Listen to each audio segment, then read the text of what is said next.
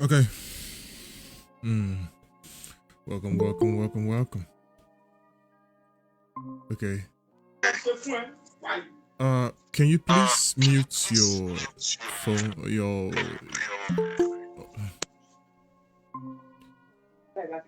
who's doing, Olayade Oyaolu, can you mute your microphone?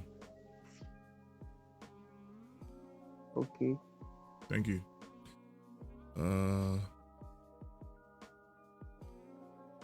So we just got started, and pretty much we're just gonna have an easy workshop and interaction, right? So if you're just joining on us, just like I said earlier, we are on live on Facebook as well. Just since you're joining in here, it's gonna be interactive, and pretty soon we'll be engaging our guests and be asking our questions and see where we'll go from there. So for the people watching, you're welcome. This is fourth son. My real name is Ugochukwu Abudu, and I'm a HDR candidate at Griffith University in Australia. So today, on the request of the people, we want to talk about admissions, scholarships, migration to abroad and living in abroad, as well as other side menu we follow and come. So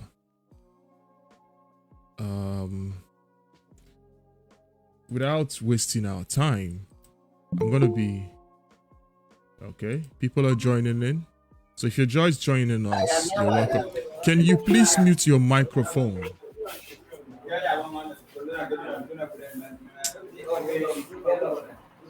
Chibike Ikuka, can you please mute your microphone? Thank you. So,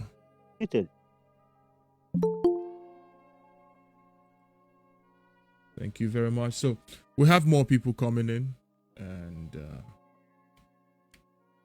we're all welcome. So, before we start, does anyone feel the urge to, tell us a little bit about themselves and possibly how this has impacted them personally or professionally or at any level? Anyone?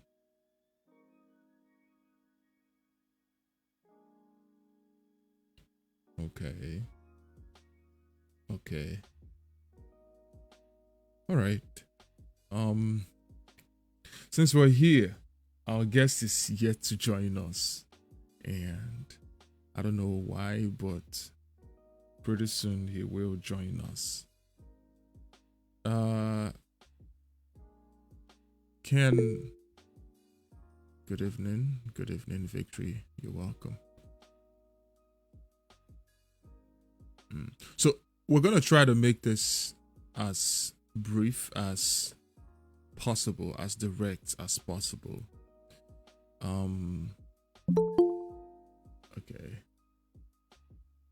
You're welcome.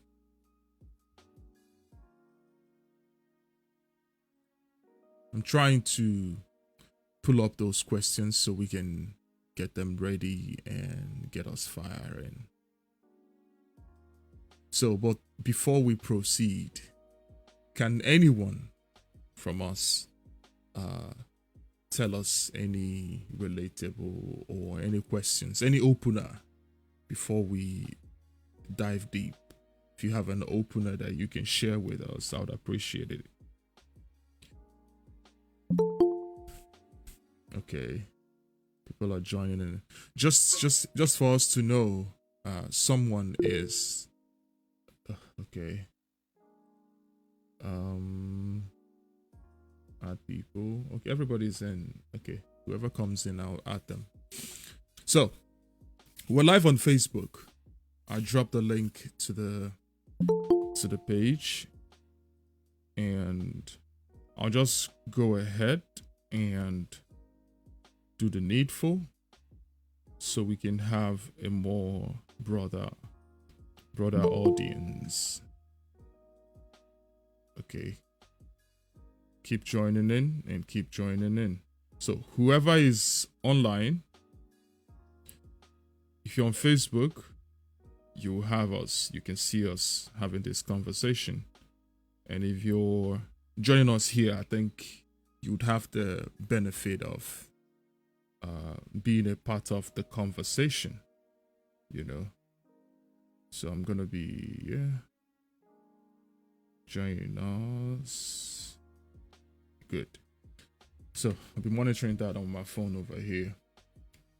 So the topic for the day is migration scholarships, getting admission, and migrating, settling abroad. So, of course, abroad is very vast. There are African countries, there are Asian countries, of course, there are American countries, Europe. So, it's a very vast topic, such that most people would prefer to go to US, go to Canada, go to certain countries in Europe, some countries in Asia, Australia as well. As to why we did our best to try to have a more broader conversation. So I'm hoping that our guest joins in. Could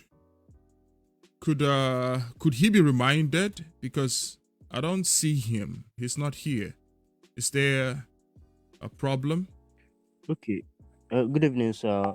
Good evening. Yesterday he was like telling me about him not being maybe available. That the time we chose is around his lecture time, one something in the US. So I was like, I told him to follow you up and know maybe how, if there will be any adjustment that you will understand him better. But now I'm trying to remind him, but he's not online currently. I don't think So I hope he joins maybe. that is that's not good. I mean, when he told you that, you could have let me know straight up that this is what he said. I mean, I call this jeopardy, and it's not. It's a very however, we'll still carry on. We'll still carry on. We're here already, and I believe having him on board would have helped the whole, having different opinions and views. However, we'll still proceed. Please, next time, I don't know if there will be a next time. Just when such a thing comes on, I think it's better to let me know, because he told you he wouldn't be available, and you chose not to tell me. And we've been making preparations, and he's a part of it. It's okay. So I'm going to be pulling up questions, but before I do that, I'm going to start up with an opener. I'm going to share a brief story, and I hope that we use that as a relatable opportunity to understand what it's all about. Just for our information, if we have 1 hour, and then at the end of the hour, we get to join in again if we don't cover. Just to understand, we have 2 hours max for this event. So a lot of people have reached out to me personally, different avenues, asking basically, How do I travel? How do I gain admission? How do I do this? How do I do that? And I want to use this opportunity or this time to really explain, really explain and bring us to light. Okay. I'm going to use certain countries as case studies. So, most of the time, the request I get is, sir, I am an undergraduate and I want to travel for studies when I graduate. What must I do? Now, I'm going to start from there. We have a chairman in the house. Welcome, brother Imo. You're welcome, brother. So, with that in our minds, you there undergraduate level and you want japa, quote, and you want to go and study. It's a very good thing. But then how do we start? Who do I contact? What do I do? Now, the first question I ask is, where do you want to go? Where? So I'm just going to do a very random sampling for the people online here. Just real quick, maybe on the chat or you can unmute your mic. What are the countries you would like to study in so that we can narrow our conversation in those countries? Just randomly, anyone, if you have any. Are there any countries you prefer to go to? Just randomly, any country I hear, I just note it down.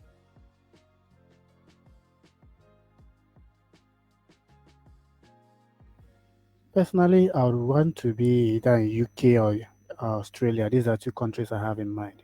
Okay, UK, Australia. Okay.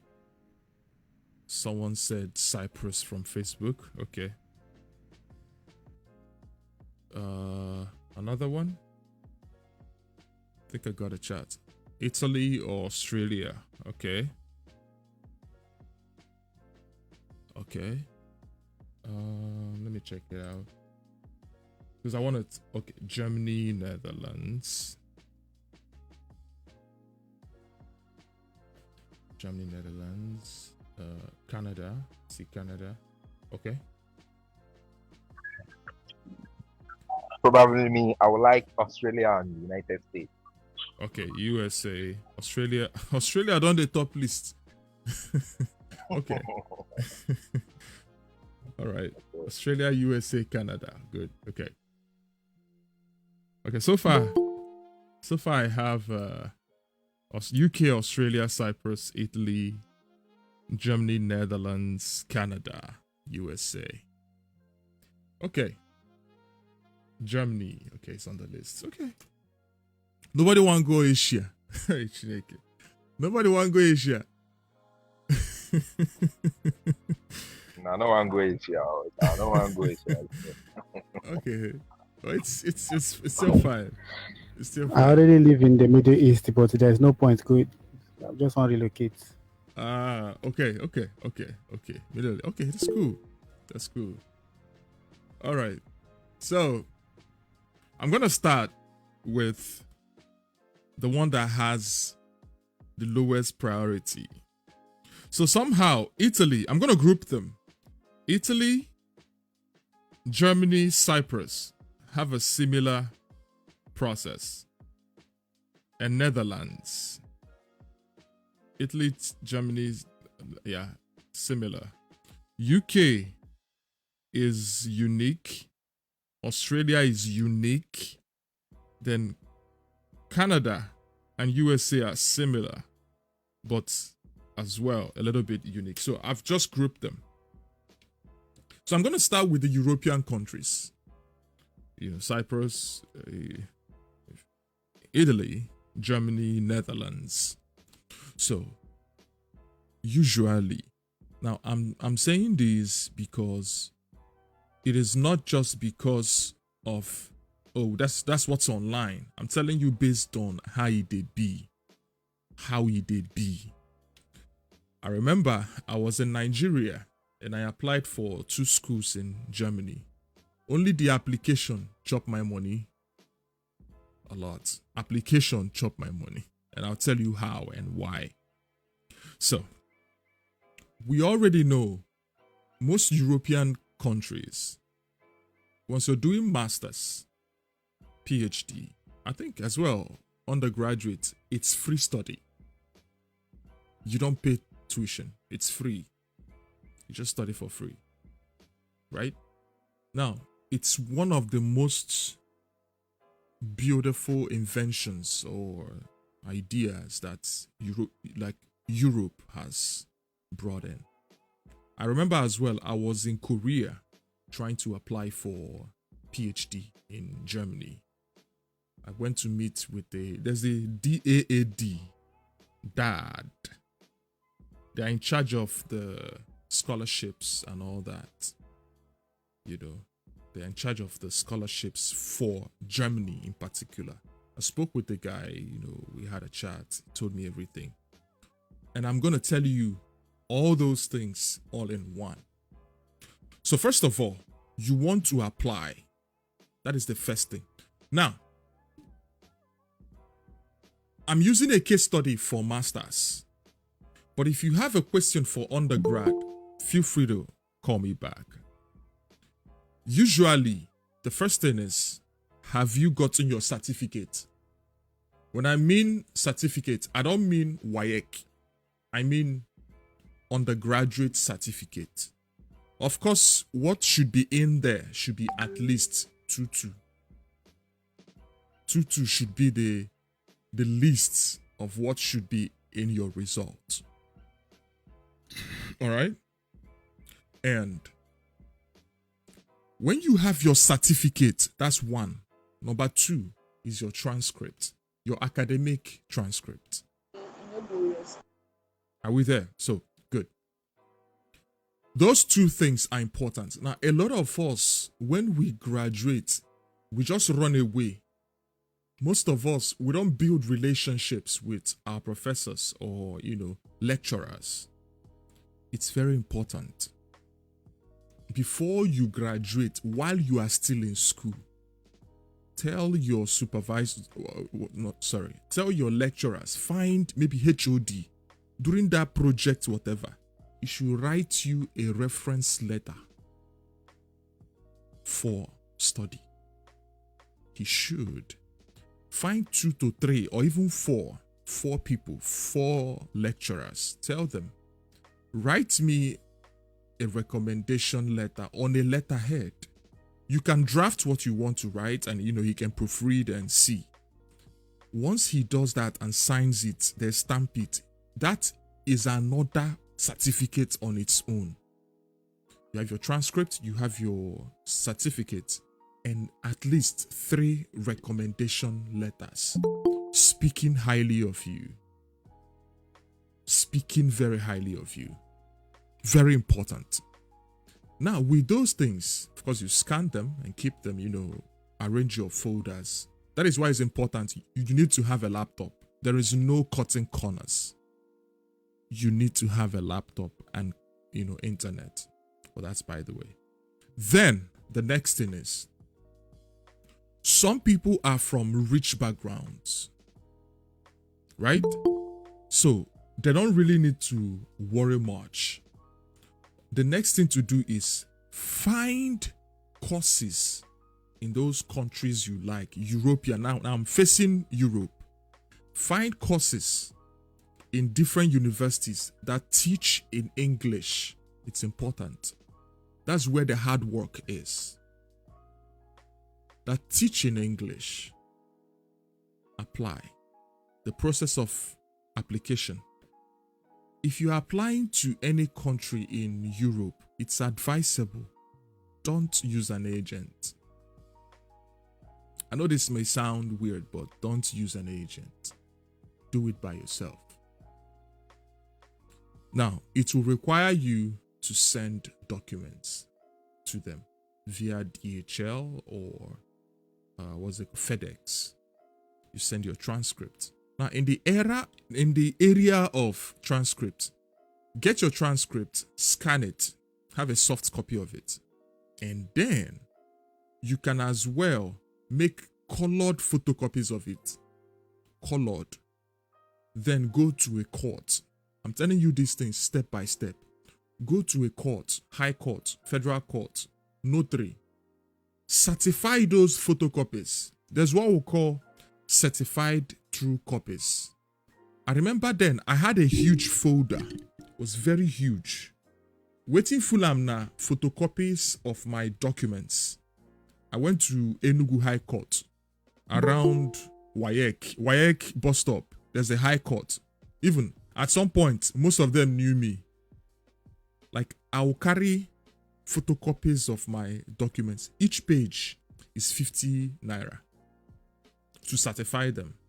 They'll stamp it. This is a certified true copy. This is a certified true copy of blah, blah, blah. You pack those certified true copies. Those are the copies you will use to send to Europe because they will require to see a hard copy. And you cannot send them your original copies because it's expensive to get them. So these are real steps, certified true copies. If the application is online, you don't need certified true copy. You just scan and send the soft copy, right?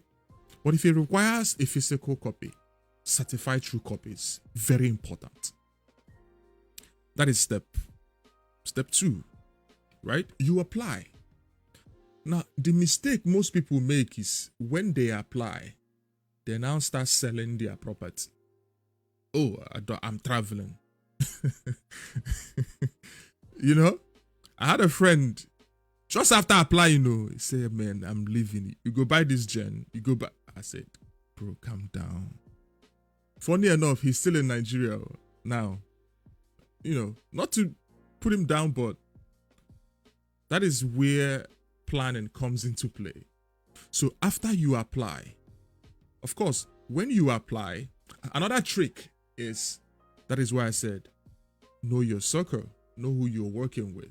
If you have a friend, a colleague, that two of you are chasing the same thing, maybe a classmate, two of you can put your papers in one folder and send it once. Like 2 folders in one bigger folder. They go send them to the same university. When they open them, they see 2 folders, 2 applications. It saves you money, right? It saves you money. Because when I sent, DHL was around 36K. DHL is around 36K, yeah, to Germany, I think, yes. But there's always the student package. I can't really remember, either DHL or FedEx. But I knew all my money was going into sending documents. And now that is step 2. Now, good luck, you've gotten it. After you've gotten it, the next in line is, with the admission letter, they will tell you the next steps to follow for visa. Now, this is another stage where it gets dicey. Don't assume that because you got admission, it is automatic visa. Admission is merely about 20% of the whole journey. That letter of admission you get is now your weapon to apply for visa. Now, this is where I would advise people again. If you are using an agent, make sure that that agent is legit. Make sure. Most people, I go talk about CB. Most agents, they'll tell you, I do this steady. Let's go and double the bank statement. Let's double this. Let's double this. What is after is to apply sharp. Collect your money. If it works, he go use you as story. Like, he will now use you as testimony. It dey work. But that is not how it works. And I'll still tell us a story about that. Let's focus on the journey. When you apply for visa, the major requirement is you have to prove that you can take care of yourself in the country you're going to. And that is funds, money.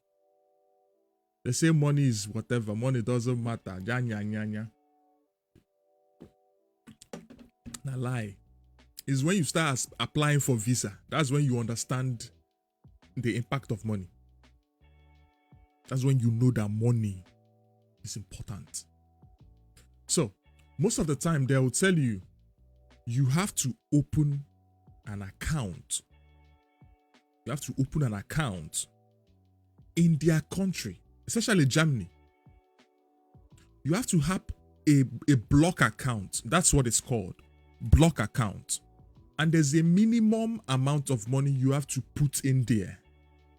With the evidence that you have that money in there, in their country, then you can apply for visa. With, of course, your supporting documents, all those letters, your certificate, all those other stuff, your ID, other stuff. I mean, personal documents, reference letters. Then that thing alone serves as your bank statement, because you are proving that you can live in their country. As to why I said, do it by yourself. Do it by yourself. Agent fit. You fit give agent money or open an account. Ingo. Carry fake, give you.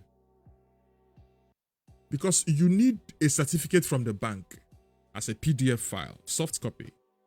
The agent fit maneuver them, send you fake email, give you fake document that you use to apply. And when they reject you, they won't tell you why. Then you now wait to start receiving money. It becomes a whole chain of scam. Because if it doesn't go through, the bank is supposed to refund you, right? As they wait for refund, you send mail, agents go reply you, Ingo now they do you scam, right? So, the thing is, make sure you're following the steps one after the other. But good luck. You've applied by yourself. Now, one thing with Germany is, if you apply by yourself, you will get it. If you have those things. Europe, they don't waste time. They give you. Once you receive your visa, then you book flight. Use agent. Use what? In fact, book online. Whatever it is. You don't need an agent these days. That's why I'm trying to take my time. Of course, I've used agents before. It didn't work. Then I did it by myself. It worked. So, when you travel, of course, that's where it gets, it's a whole different ball game. And I'll talk about that one together. Living abroad or flying, migration. Now, I believe I've run through about Europe. Is there any question, especially about applying and from applying up until getting visa to Italy, Germany, Netherlands, Cyprus? Is there something I'm leaving out? Or is there a question you want to ask? I would appreciate it. Is someone trying to say something? Okay. Are there any questions? I have a question. Yeah, sure. Go ahead. Okay, when you talked about recommendation letters, as let's say I just graduated, I'm now currently 7. So if I get a recommendation letter from my lecturers now, will it still be eligible maybe by next year or anytime I'm applying? Yes. The date does it? Okay. The date really doesn't matter. It doesn't. Okay. And another thing is, in the letter, instead of writing addresses to schools, make it to whom it may concern. Some schools will say, we need a recommendation letter directly addressed to their school. If that makes sense, then it becomes a different ball game. I'll tell you a short story about how I did mine. most of the time, some schools will say, we need it addressed to our school. Some would say, give us his email. We'll send him a link and he will click and provide it for you. That is why it's good to have a good relationship with your lecturers and your employers as well. I will use lecturers because most of the time, unless you're working in a very professional setting, you get one from here, one from there. That's one from your school. Of course, one has to be from school. What happened was my HOD was my project supervisor in my final year. So even though we didn't really have a relationship, personal, when I came, he recognized me and I said, sir, this is what I want. And it's not something that will end here. There's a likelihood that I'll keep coming. You know how it is. Said yes. Said okay. But you have to, you have to appreciate me. And I said, of course, I have to appreciate you. We discussed one-on-one. A lot of times, most of the undergraduates, we use the eye of this man is wicked. This man is that. All these people. Nya, nya, nya, nya. You don't get close to understand your lecturers. Most of the time, when you come for such thing, it gives them joy that you recognize them and that you are going for something very, good with your life beyond undergraduate. That was my HOD. The second one was, he didn't teach me, but he's a lecturer in the faculty, and the daughter was my student. You see the thing now? So I was able to recognize that the student, his daughter, of course, doing well. I used to teach her privately for mathematics until I learned that the man is a lecturer in a suit in engineering. We went and chopped abacha. I remember that day, we ate abacha. From there, everything glue. He said, whatever you need, call me. You have a car. You can meet me wherever I am for me to sign and all those things. So it was a bit easier for me for the recommendation. Some people will go and want to do double. It has its implications though. It's not always advised. It's better you go to that person, build a relationship. In fact, I'll give you an unofficial idea. Some lecturers will say, I'm too busy and I know you need this. Guess what? What I could do for you is create an email by yourself using my name. If there's any of those ones you have to click link and all those things, use it. But call me and inform me that you've done. That is if you are really close. If you understand what I'm saying. So that's different. But I didn't get to that level. For me, it was, I would always call on the phone, come over, Saturday, start. Within 20 minutes, it might require me to print. That's why you need a laptop, that flash drive, internet on the go. Oh, you click, show him. Okay, write this. You write, okay. Send. Most often it's that easy. If it requires you to go and scan and then he'll print. You print and then he signs and all those things. That also, you just do it.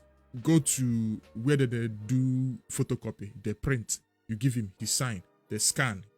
It's just be ready for such preparation. I believe I've answered that. So is there any other question that I've not covered for the European countries? That's a very beautiful question, by the way. Okay. So, Kabapi also, there's no time, right? Now, okay. Hello? I can't hear you. Is it possible to... Hello, I don't know if you can hear me. Yes, I can hear you now. Your background is quite noisy. Hello. Can you hear me? Hello. Yes, I can hear. Can you hear me? Okay. Please, Meslock is come by name. Please, I would love to ask a question regarding this recommendation letter and all that. Yeah. Okay, yeah. The question is because I actually there is a school I'm applying for, so they needed the recommendation letter from most of the professors. So I actually told my HOD just like you said about giving me a recommendation letter. So and the school demanded the Hello. HOD or Hello. the Hello. Hello. professor, Hello. whoever Hello. give me the recommendation Can you letter. hear me? The school demanded. Can Yes, I you can hear hear you. me? Yes. Can you make sure you're in a good background Yes. before I, I I, I ask? can hear you. You are in a noisy background. Okay. Okay. Let me. Can you hear me now? Yes, I can hear you. Hello. Can you hear me now? Yes. Okay, yeah, I was talking about the recommendation, the recommendation letter. So Yeah. actually, there was a school, yeah, I was applying to in the United States. So they required the professor or whoever is recommending me to send the recommendation letter directly to the school. So I don't know if it's wise, maybe to demand a copy from my professor so that I will know what the professor wrote about me or something, because like it's just like a blind something that they just write and send, and I wouldn't know what details, or maybe if they should add something more, or they should take out something. So I'm asking if I can walk up to the professor and ask maybe for a draft of the recommendation letter, so that I will see what it looks like to know what they actually wrote about me. That's my question regarding that. Okay. Let me ask a few questions. All right. So, the how did you provide the school with its information? Okay. Yeah. Actually, the Hold on, school. hold on. Was it Okay. email? Was it via email? Or was it how did you give them his information? Okay. It was actually in the school site during the application, like towards the recommendation section. They required Yes. I should put the name, like the details of the recommender, and the email address, that they will Okay, contact the okay, person okay, directly okay, through their okay, email. okay. That is the thing. That's what I asked. It was Okay. email. Yes, exactly. Okay. If you would mute your microphone, I think it would be best. All right. Thank you. So I'm gonna answer that question very, very straight up. Since it's US, I think that should lead us to US in this conversation. Yes, they will send him an email. So what he writes there, if he wanted you to know, he would have sent to you as well. Depending on your relationship with the person, ideally, he's not supposed to know, you are not supposed to know what he wrote about you. Especially US, they will make sure that, in fact, when you are applying, there's a checkbox they will ask you, do you want to have access to what he said about you? Such that when he provides it, you can see. And when he wants to provide it, he will see that you can see what he's about to write, if that makes sense. So, it's something you have to discuss with him. Oh, I'm applying to the US. This is how it works. I'm going to put your email. You get a link, you click on the link, and you provide it. So, just a second. No. Okay. So, as I was saying, when you send that, his email to them and blah, blah, blah. What happens next is he provides it directly and submits it automatically. You have nothing else to worry about. So depending on the conversation you've had with him, of course, you're going to rely on what he says. Then after he provides it, if you really want to know and you can know, you go to him now. It's very simple. That's why I said, build a relationship. Build a relationship. Right? I believe I've answered that. And then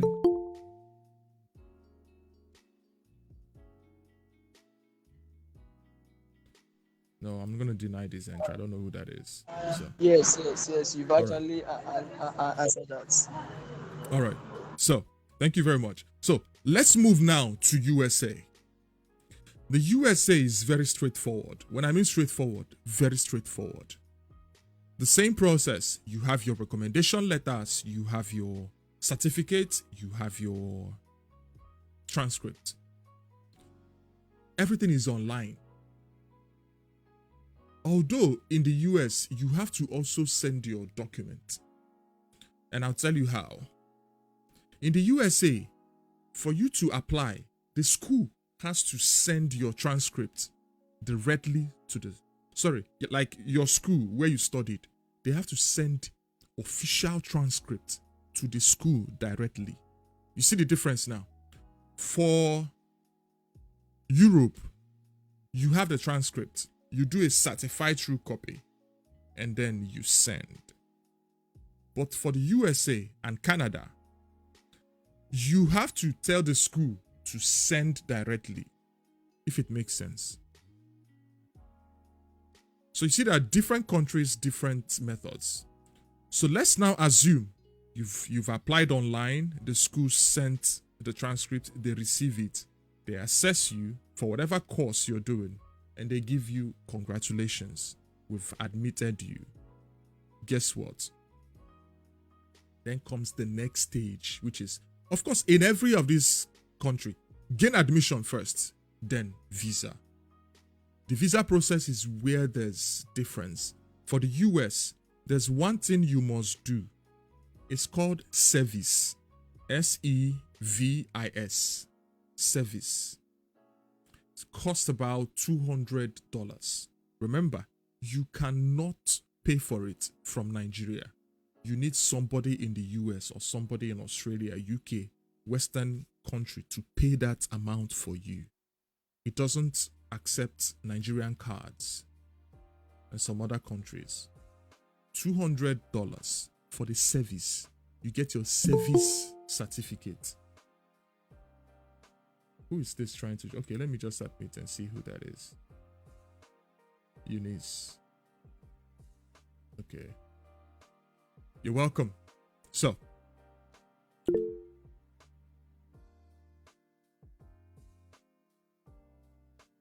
okay. All right, man. Catch you later. So, that in our minds, if you get the service and you apply, of course, you've gotten your admission, you've paid for service fee. The next thing is visa. Stop going to agents for USA visa. That is one of the hardest. Stop. Don't go. Don't call any agent. Don't bother.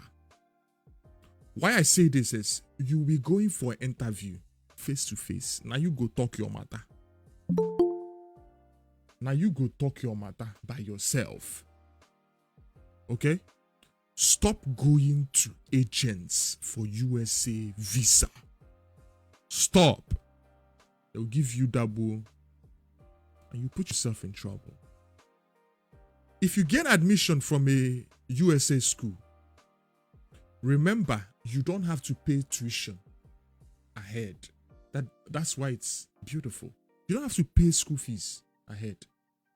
When you enter, you can pay for US.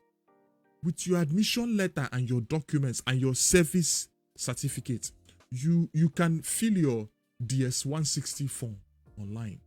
DS-160. The link is available. It's free. You fill the link. It's about you, your information, date of birth, his academic history, every other thing. After doing that, you print it, carry it. Go to GTB or whatever bank they use for booking the appointment. You book your appointment. All those documents, carry everything. Original. Everything original. Your passport. Carry everything. Your papa land, carry him. Get a letter from your father stating that he will sponsor you. Get a letter from your uncle supporting your application. Your mother, everything, carry they go. When I get house, CAC documents for your father's business. Those things are important to prove to them that when you go to study, you will come back. That is what USA wants to see.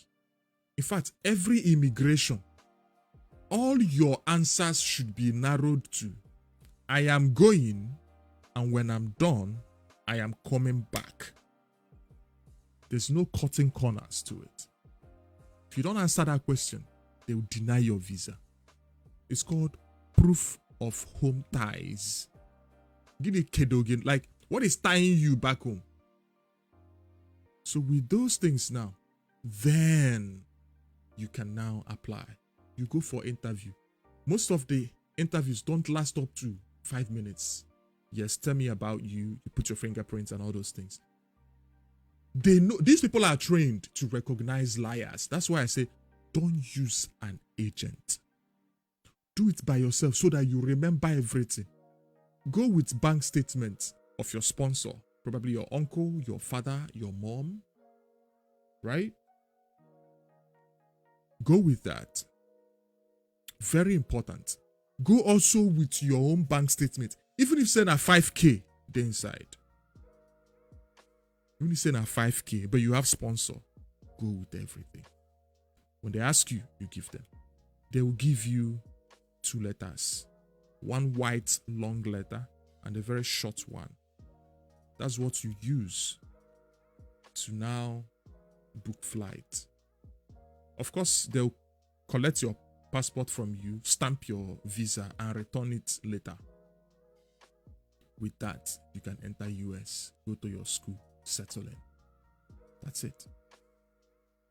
The only difference is most schools in the US, the reference letter is what this guy, Mr. Metal, explained. You have to input the person's email and their contact. And that's why I said earlier, depending on the relationship you have with your recommender, as well as how busy they are, they could say, okay, create this email or have this email, have the password, use it. Once it enters, write what you like about yourself, submit.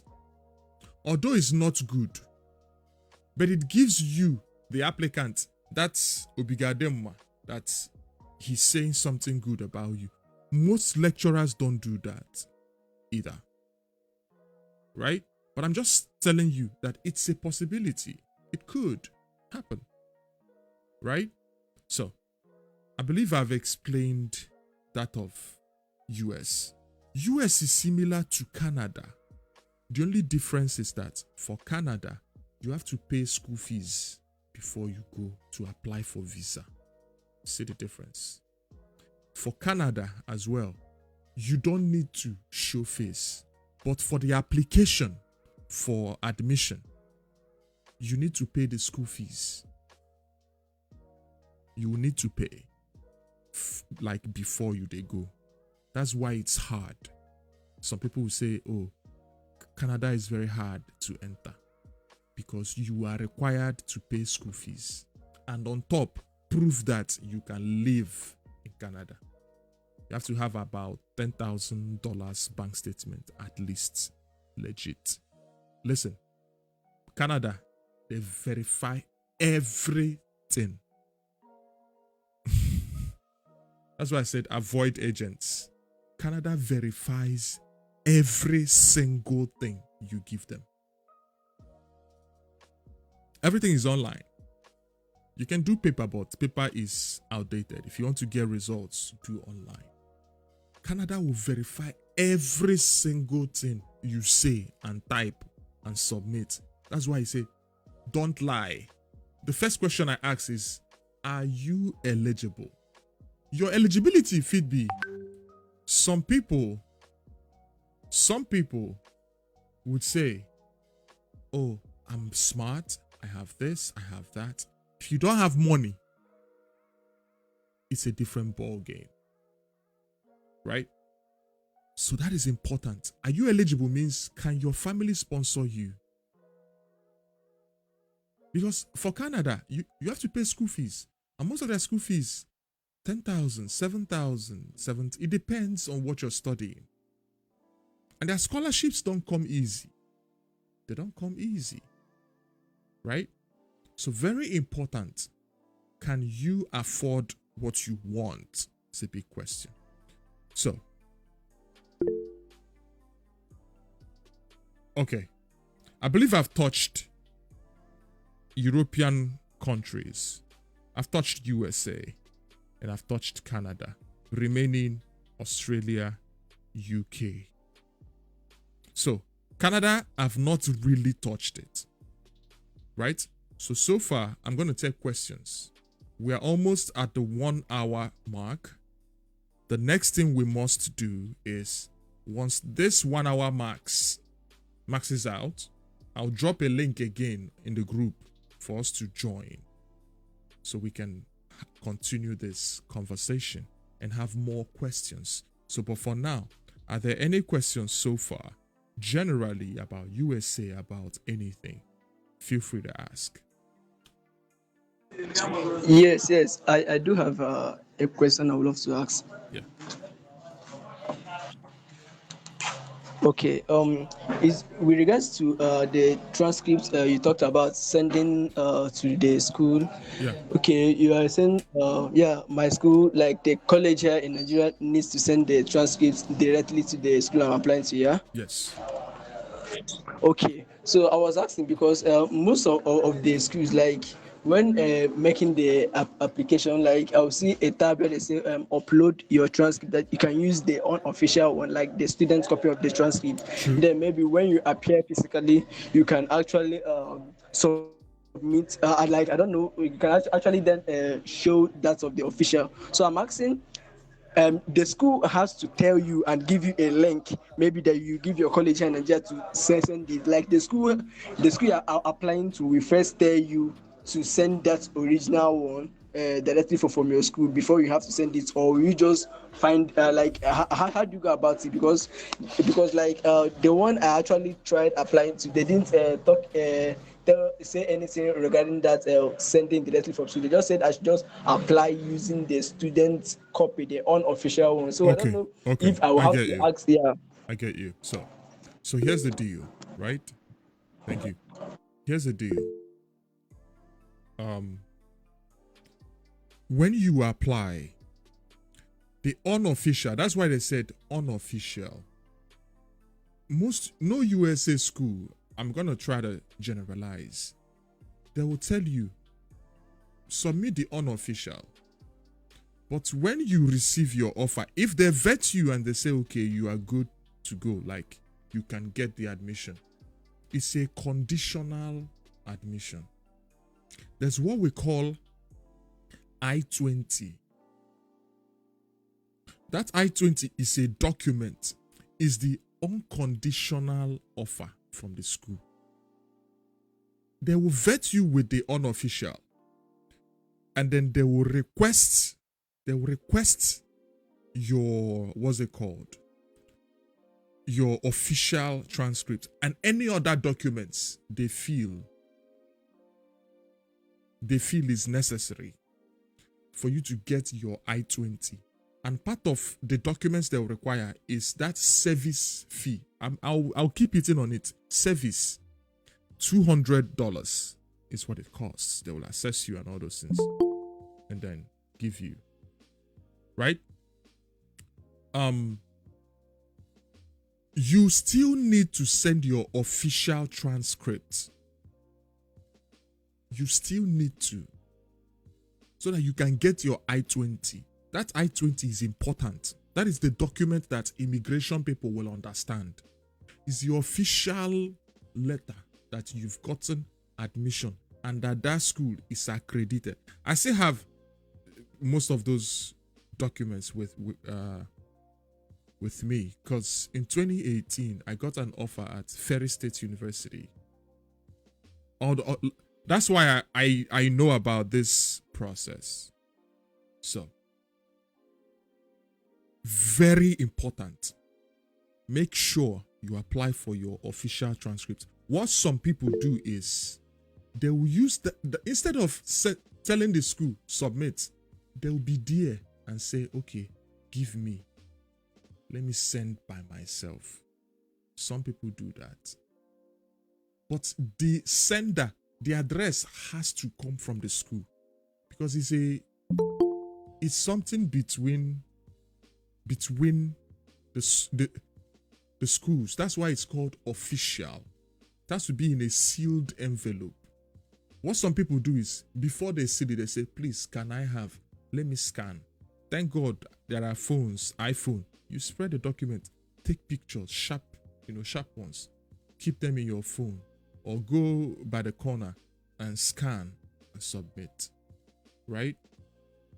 So, either way, it has to be official. That is, in a sealed envelope. The sender has to come from the school itself. Very important. So, there's the next question. I'm going to open up the queue. The first person was Christopher Onwuka. Okay. Chibike Ikuka. Okay. Please go ahead and ask your questions. Good evening, sir. Can you hear me? Yes, sure. I can hear you.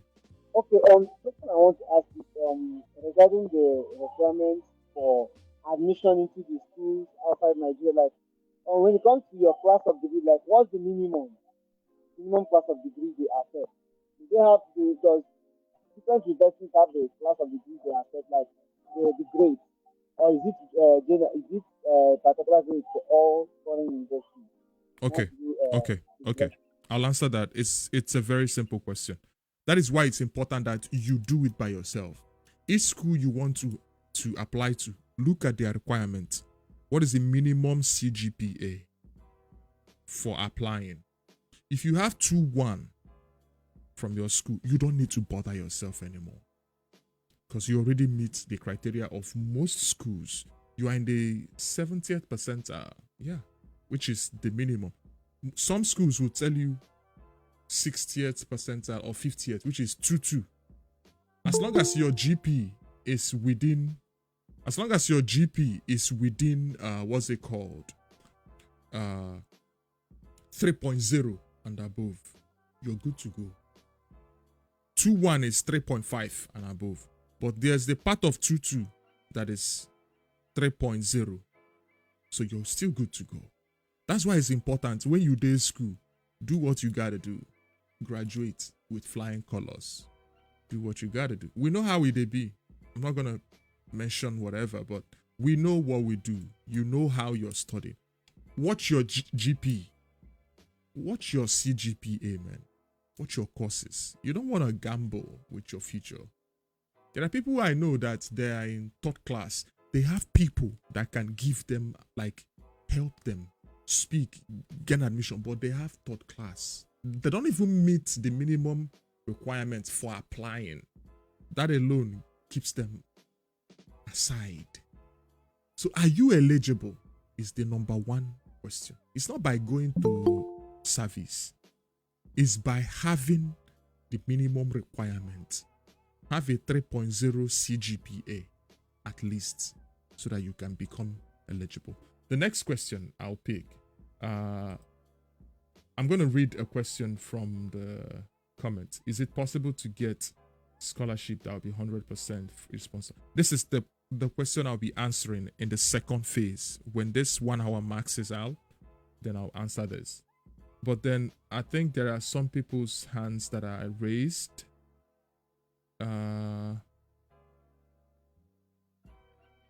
Okay. So is there any other question? I believe I've answered Metu and Chibike. Is there any other question? Yes, like I would love to ask a question regarding the account statements you talked about. Okay,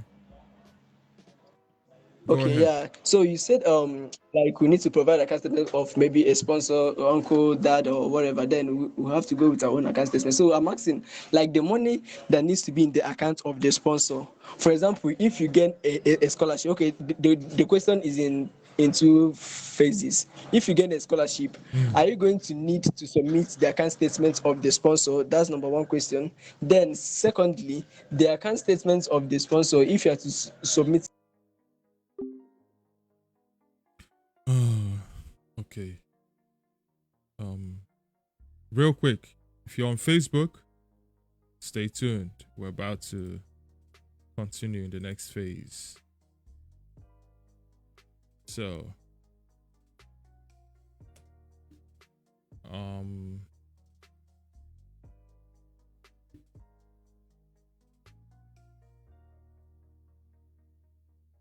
so continuing the next phase, getting it ready. No, no, no, not this camera. No video. Okay, it's good. Audio.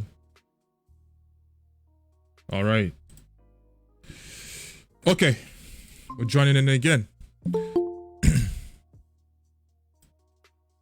Admit, admit, admit, admit, admit.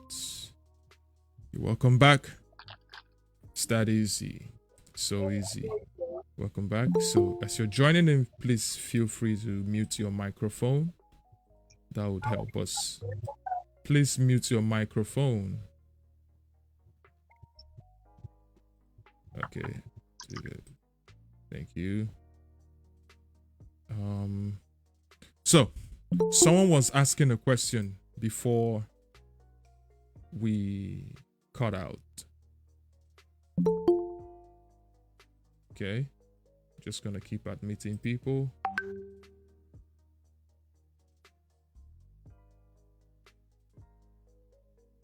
Okay. Yeah. So just people are joining in. As they're joining in, feel free to be a part of it. So he was asking, okay, he has joined back in. The question went in the lines of what? So can you please give us like a summary of it real quick, because we don't have time, so we can dive deep, so we can proceed. The question. Mr. Metu, are you still with us?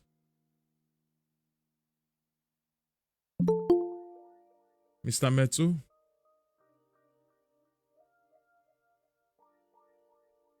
Okay, yes, I'm with you. Can you hear me now? Yes, I can hear you. Okay. I was asking about the account statements you talked about. So the question comes in two ways. I said, if you get a scholarship or a funding offer, maybe from the school or wherever, yeah. So do we need to go maybe with an account statement again for the interview? Then secondly, if maybe you don't get an offer, or maybe you got an offer and it's mandated that you have to go with account statement, how, like, what's the duration of the money in the sponsor's account? Like, how long does the money need to stay in the account before you can use the account, you can present the account statement? Because most of the people might actually try to maybe put a money in the account a day before going for the interview or whatever. So that's Okay. just my question. All right, I get that. So, bank statement, minimum requirement, how much? That is why I said, first of all, your bank statement, your own bank statement where you have money is already running. That one, you can have 2 million, you can have 1 million, you can have 5 million, depending on how much you have. But if you're using a sponsor, probably your uncle or your father, if that's what you're using, right? It's important. When I mean important, it's important that you recognize, first of all, these immigration people, they know when somebody is doing something shady. You don't go and carry 5 million, boom, into an account, print and give them. They know it's a lump deposit. It's called lump deposit. They want to see history of money flowing in this account to prove that this account actually has money. Not just money waiting, it has history of income, outcome, expenses, inflow. They want to see the activity of the account. Not account where goes, we'll have 2,000 credit, 1,000 debit, 500, 2,000, recharge card, 1,000. One day like that, 10 million appeared. Wow. Towards that, whatever. Nah, they will know that this money came from somewhere. It came from somewhere. So that place it came from, we want you to clarify it. So if it is something that is business related, probably, it's money that someone is owing you or whatever, or your dad. It's not advisable to run. That's why it's good to have an account for the business. Tell your father if he's well-to-do.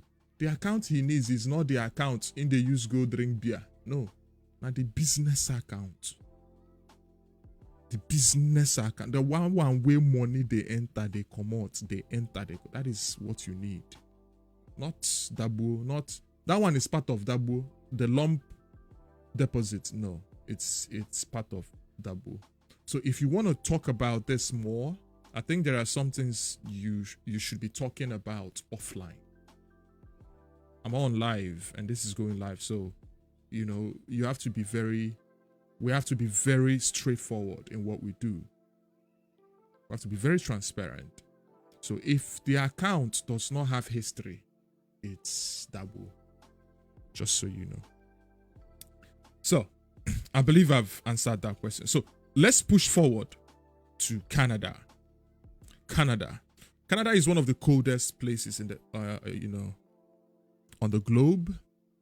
Yeah, prior to me moving here, I would have gone to Canada as well, but because of preferences and other factors, I chose to come here for my PhD.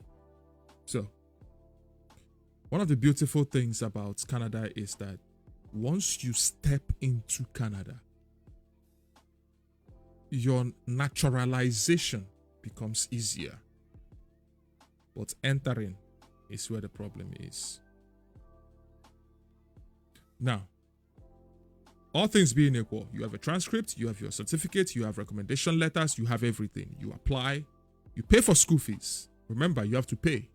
You pay, and then bank statement for you to apply for visa. This is where you have to pay very close attention. Don't do it by yourself. See how I told you earlier, for Germany, Europe, do it by yourself. USA, do it by yourself. But for Canada, don't do it by yourself. And I'll tell you why. Most people believe they are doing it the right way. Our brain is very deceitful to us. We have biases in our head. Have you observed? It is when you write exam finish, after you don't write exam finish, right?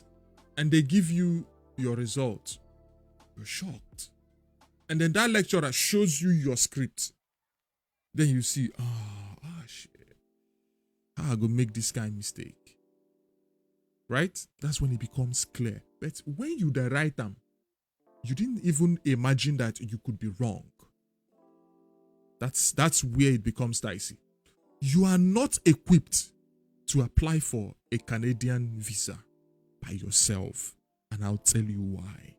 There are agents that are good. They know the extra documents to add to support your application. You don't know. It was very revealing for me.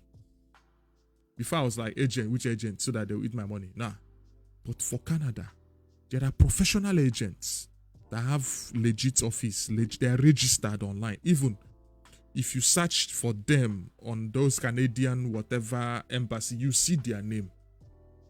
Those people know their job. They'll guide you from step 1, step 2, step 3. It will cost you money, but it's worth it. All those money, you will make it back in 6 months, 1 year max. I'm not mincing words. Whatever money you spend, you're going to USA, Canada, Australia.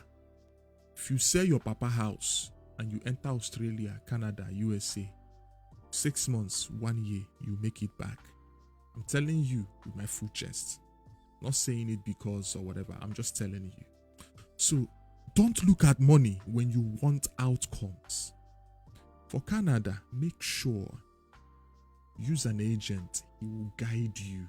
Most of those agents are already recognized by the embassies. They have relationships, agreements. If you apply by yourself and they check your documents and something doesn't match, they can reject it. But if you use an agent, they'll contact the agent. Can you provide this? It's one of the value addition that make those agents relevant in the field. Because if they reject you personally and reject agents the same rate, then there's no need for the agent, if that makes sense. So the agent will now come into play. Are we together? The agent will come into play such that at every point in time you are on track. You submit.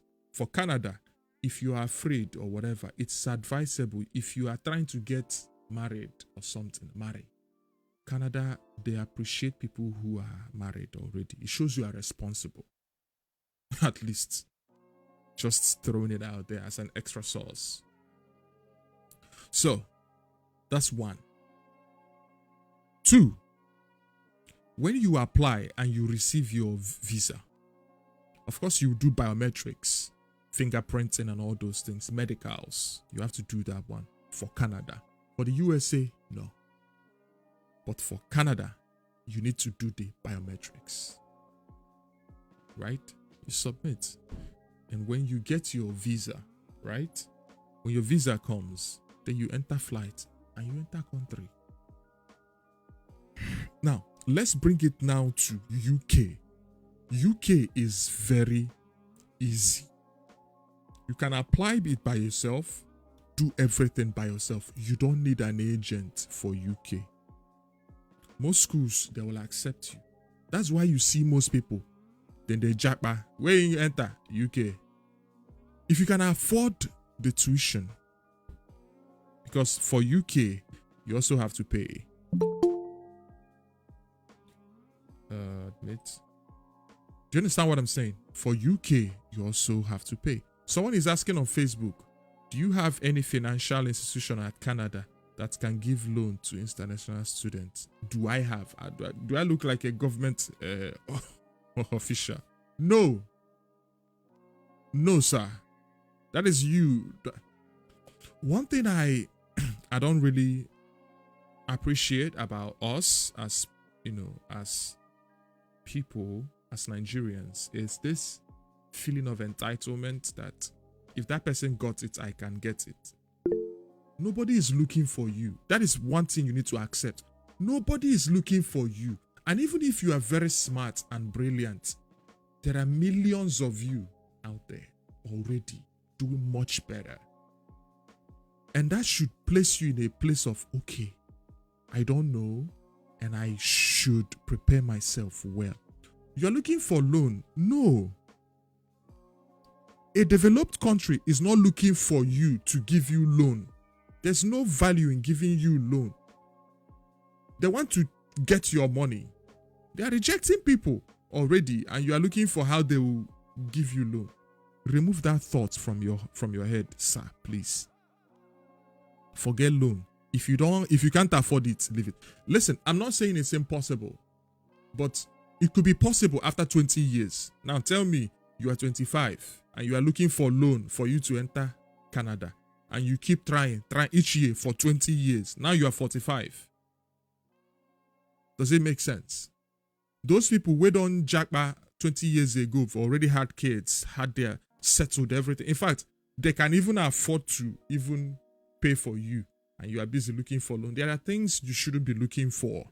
That's what I'm saying. Avoid this financial. No, get your money, get everything right, and push. So, for UK, what I'm trying to say is, once you pay your school fees, part, some people say pay 40%, pay 20%, pay 50%. Once you pay, you get your COE. That is your full certificate that you've gotten admission, the unconditional offer. The same visa application process. Go with everything. Everything. Go with everything. Everything. Land documents, marriage certificates, everything. Go with it. Apply. You get your visa. You're out. Now, I'll face Australia now. For Australia, to apply for student visa, not to apply for school, don't even imagine to do it by yourself. From day one, like, I don't know how to put it, but from day one, look for accredited agencies. They are online. In fact, any school you want to apply to, they'll tell you you can't apply directly. They'll tell you agents to use. Some schools, most schools. The mistake most of our people want to make often is, I can do it by myself. If Fourth Son did it, I can do it. It happened to happen for me. You lose money. What I paid for agency fee, but when I was in Nigeria, that was 2017. I applied for Australia. I paid 140,000 naira for agent. Then they would help you to get admission to 3 schools at most. You pick one. I got RMIT. I got Flinders University and Newcastle University. They gave me admission, but I met a new hurdle, and that hurdle was you pay tuition first before you enter. For Flinders, the cheapest then was around 15,000 RMIT. Is that 15 or 10? I can't really remember. But I didn't have that money then. So I couldn't pay. So I lost it. So it's important. Without agent, if you're applying by yourself, you are on your own. Because let's say you apply by yourself, you get the admission. How do you apply for visa? You need an agent still. Australia, I'll tell you this thing. Australia is about money. Australia is money. And I understood that, and I said, hey, even though you can do it by yourself, man, play the game, get the outcome you want. Engage an agent at every step of the way. For application for study, for visa application, anything I want to do here in this Australia, agent. Because I understand what works. I know how it works. So, for Australia, that agent will show you everything. You need money. There's no way I will talk about it differently. And that is where I come into play now with scholarship. Let's face scholarship.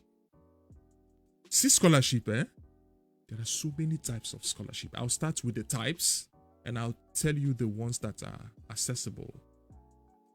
There are government scholarships. It's unfortunate. Most of us may not get it. Commonwealth scholarship, Australia government scholarships. Although I applied for Australia government scholarship, I lost it. I was back home then. There are so many government scholarships. PTDF, the shell. The PTDF, I remember I went to Abia State. The last one I wrote. Oh man, don't suffer. I went to Abia State for the exam. They say the exam is 7 a.m. I left for Omahia around 5 a.m. The first bus. I arrived there around 6 something. Can you believe that we stayed waiting for the exam? Waiting. 6 p.m. knack. From morning. People, they sell food. You did there. People, they enter forest. They go shit. You see mothers with their babies. This is not what they're prepared for. You came to a venue 6 a.m. and you are starting an exam 6 p.m. By the time you are done and you are out, 2-hour exam is 8 p.m. Boss no day. Some people slept there. That's when I saw that sometimes Nigerians, we are suffering. Of course, with people, people are hanging, mingling. That's why I say mingle. You get one guy, he did the PTDF in Russia for his masters. So now he wants to do PhD. He came back because the requirement is after you study, you come back. So he came back. So he wants to go again for PhD. So he also has to go through the same process again, But then he's coming here just to try. If he can get that money, good for him because he don't get other scholarships for the same Russia. But he just one gets multiple money. From there, we exchange contacts, blah, blah, blah, Said if you want to come to Russia, it's actually good. But that wasn't really my thing. But at least it helped me in other areas. So, 8 p.m. finished. Went home. We came back the next day. Again. Yeah, I remember. I think first day we didn't do it. They said now it's the next day. It was that next day that we wrote it by 8 p.m. So, that's government scholarships. Commonwealth scholarships. You need to know, especially for Nigeria, you need to have people. The people that will recommend you will not be anyhow lecturer. We're talking about professor. Okay. Imagine you're applying for Commonwealth scholarship. Professor Osibanjo, Vice President, recommends Victory. For instance, the next person who recommend him is which other professor? Soludo. 2 prominent men. And then who recommend me come be Mr. who I don't know. Regular lecturer. Who do you think is going to get it? It becomes very competitive. And you will get 2-1. You get people will get first class. They plenty. All those Madonna University. Let me now tell you a secret. The reason you see some fathers, some families pushing their children to private universities and spending money is so that those children can compete in a smaller circle, learn by guidance. Of course, if you are in a suit, you can attest that nobody is talking to you. Nobody is teaching you. They're just hustling. But in those schools where there's discipline, restriction, those kids, even though they are not as brilliant, and of course, a suit is to sell textbook, and they give you average grade, B, A. Those schools, because the lecturers there understand that these kids are here for a reason. They will not pay 300k, 400k, 500, 1 million. So you go and just give them F because you are angry. How dare you? That's where they teach you. They teach you. If you do assignments, submit on time. They send you email. I read your assignment. It wasn't as good as. Okay, you have 1 more week to redo. And who will have that time in a suit? Nobody has that time. You see that those people are groomed such that when they graduate, they come out with first class. They will graduate. It's not like they'll sort. There's no sorting, but they'll come out with first class because they were groomed. Imagine you competing with such people. They have the political influence. They have the first class. Right? So they have more access. They know more people. Right? So think about it. When you're applying for scholarship, recognize that nobody is looking for you. They are looking for people like you if you meet the criteria. That's a very distinction you have to make. Nobody's looking for you.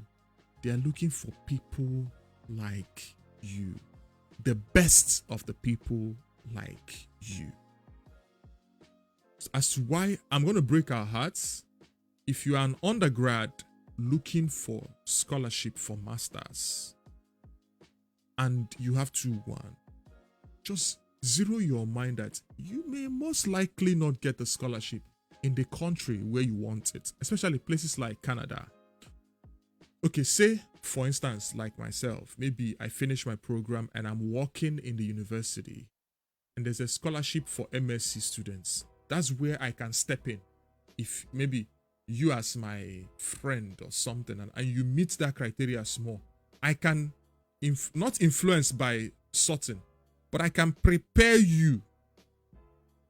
I can prepare you in a way that you can meet that criteria. You can compete at the top level, if that makes sense. Because maybe you don't have a like publication. You don't have a CV that speaks volume. Then it can be prepared. And it's not something that is now maybe you are trying to double it. No, it's something that takes time. As to why I said, you guys here doing this, build your, I think our next workshop or subsequently will be about CV, how to build a portfolio, show a track record of your participation, your engagement in these things. That way you are providing evidence that you can work in a team. You can do research. Because scholarship is not, we have excess money, we want to dash you money. No, there's an expectation. You have to write a report. You have to do research. Most scholarships are, it will come with a condition. You have to work this hour, work that hour, right? You don't have to work in the streets because there's an expectation. You have to work in the research lab to find solutions. And that's why it's rare for masters. Master scholarships are few. And most of the time, they give it to their own students. Because if you graduate from a suit and somebody graduated from, let's say, York University in Canada, undergraduates, they know that undergraduate, they taught him or her. They know what he or she is capable of. They don't know you. So if there's a master's scholarship available, they would most likely give it to their own people already and save them the stress of visa, blah, blah, blah. Right? It's when it comes to PhD that it gets dicey. Because for PhD, there are people, no one do the PhD. That's why PhD is often thrown out to the public. But master's scholarship is rare. And that is something that I understood. I understood that. And I went for Korea. That's why I said, know who you're dealing with. Do your research. Some of you will be asking, why Korea? I went to Korea because I got a scholarship in Korea. I understood, okay, nobody's looking for me, but they're looking for people like me. Do I compete? Can I compete at the top level? And I don't have money. What am I going to do? So who is looking for me? And that's when I went into work. I prepared portfolio. I prepared. Listen, when I say I prepared, I'm not saying I studied. I started doing research from Niger. It took me 1 year to prepare for Korea. I prepared, wrote study plan. If you see study plan, wrote study plan, wrote statement of purpose. That's when I started understanding there's a difference between statement of purpose, study plan, motivation letter. They are different. Statement of intent, though they are different. As I wrote, I drafted. I went back to my project's topic in undergrad, summarized it, took like I summarized what I did, and then proposed possible solutions to improve it, different research areas, interests. That's when I discovered that, oh, no wonder if you provide a detailed study plan, because I recognize that research is what they want to see. They want to see if you can conduct research. And that's how I applied. I applied to Korea, but by that time, I already knew. I said, now I'm going to Korea. If I don't get it, I can afford the tuition because it's cheaper. It's about 2,500. With my IELTS, I get 50% scholarship. So that's 1,000 plus. So I said, even if I don't get it, then I can pay. I was now serious. So, I mean, I did that. Got it. Did everything by myself. Like play. Apply for visa. Give passport. They sent it to FedEx. I went to Abuja then. I did everything.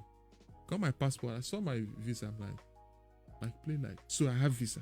Started selling. That's when you start selling your thing. Once you see visa, start selling. That's when you start selling. Even if the agent, I forget, we don't get that. You start selling. No. Once you see Ali, don't resign. In fact, I didn't resign till I came to Korea. Funny enough. I didn't resign until I made it to Korea. I resigned from Korea. That's why I said in a post, don't live arrogantly. You might end up in the trenches. You might. Right? So, that's me being very honest and telling you in detail how it works. This is how it works. For scholarship, if it's for PhD, it's a different conversation, which I don't think we'll be having today. So if you're looking for scholarship for undergrad, masters. For masters, it's a little bit dicey. Funny enough, for undergraduates, it's easier, especially in the US, because they are looking for young minds, talents to groom early on. I was talking with a girl. What's it called? It's the SAT. There's this exam they write. If you meet that score with your WAEC, you can apply for the scholarships in the schools. And most schools will pick you, right? For undergraduates, you see that's why I keep saying, on time, follow who know road. Nobody told me that thing when I was 16, 17. Nobody. I had to follow Nyash. But you see this girl now, in get person where they give them information. My dear, you've written WAEC and you are waiting for JAMB and admission. This what's it called, cut-off mark. This person did come here, sit down, see this exam, write it. Now that you finish work, write this exam. She wrote it and she did very well. Guess what? With that score, she's applying to schools for scholarship. She put WAEC, put that. She's young. She should be 16. If you are a visa officer and a 16-year-old girl comes to you, shows you her WAEC, shows you exam that she wrote for your country and she did very well, passed the exam. She shows you WAEC for West Africa, shows you for your country. And you, USA man, you know that your own youths in your country, then they smoke weed, then they dance, then they party, they do TikTok. But this one wants to study. You give her visa because you know she's not capable to lie yet. It doesn't need to be A's all through. It is It is our. If you get A's, fine. What I had in my WAEC was 2 A's. That's 2A1, 3 B's, B2, and then 2, 3, the remaining 4 C's. That's what I had. Yeah. That's what I had. 2 A's, 3 B's, 4 C's. That was how my WAEC was. So now we bother ourselves in all this. If you can get A or B in mathematics and English, all those core, chemistry, physics, what else are you looking for? In my own case, I had further maths in my WAEC. I just chose to, right? We're just 3 of us. We're studying by ourselves because we didn't have further maths teacher.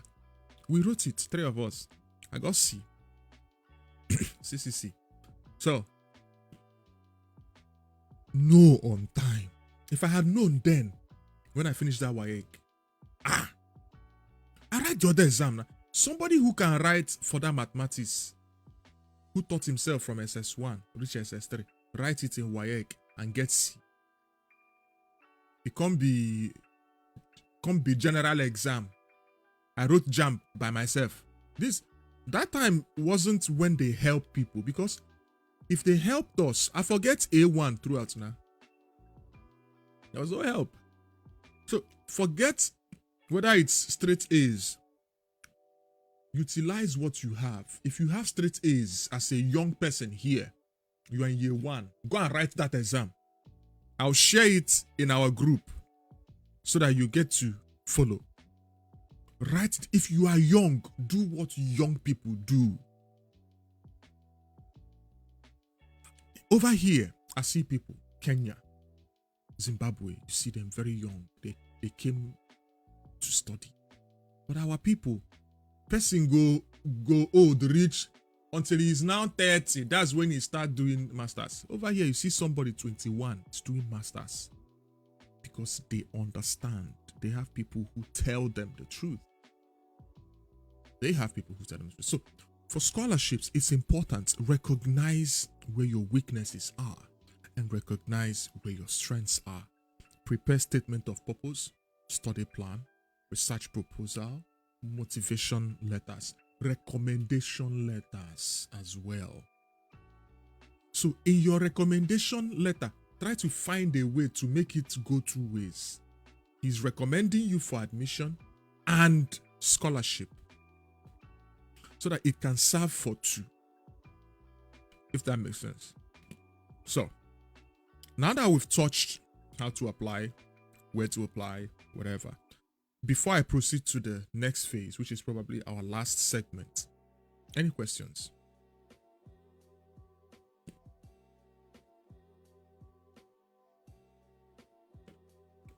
Are there any questions? Feel free. I mean, this is you. This is your life, man. This is your life. It's no joke. Are there any questions? Because Okay. okay, About Australia. Yeah. And US, I wanted to ask it when we finished about the US section. Mhm. Do we need extra, like you've graduated and you have all the recommendations and your results of that? Do you still need these exams like GRE, GMAT, and the IELTS for you to get into either US or Australia? Yes. Very, very, very, very good question. So, GRE is necessary. It's compulsory for most schools abroad. I know for a fact that Asian countries, they will ask for it and tell you that you get scholarship if you have the results. But if you don't have it, it will not admit you. It's like That's funny. If you don't have it, we will not admit you. But if you have it, we give you scholarship. That's how it works in Asia. But for Canada definitely, you need IELTS. A friend of mine, I think they are working towards removing that criteria for Nigerians, right?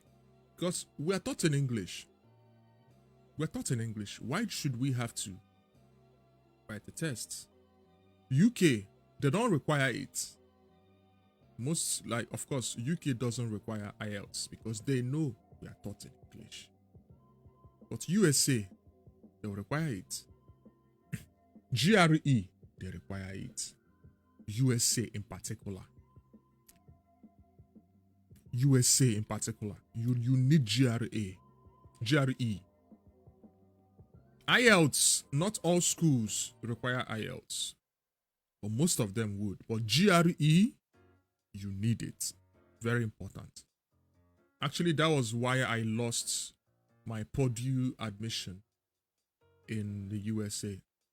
That was during COVID. I applied, met everything.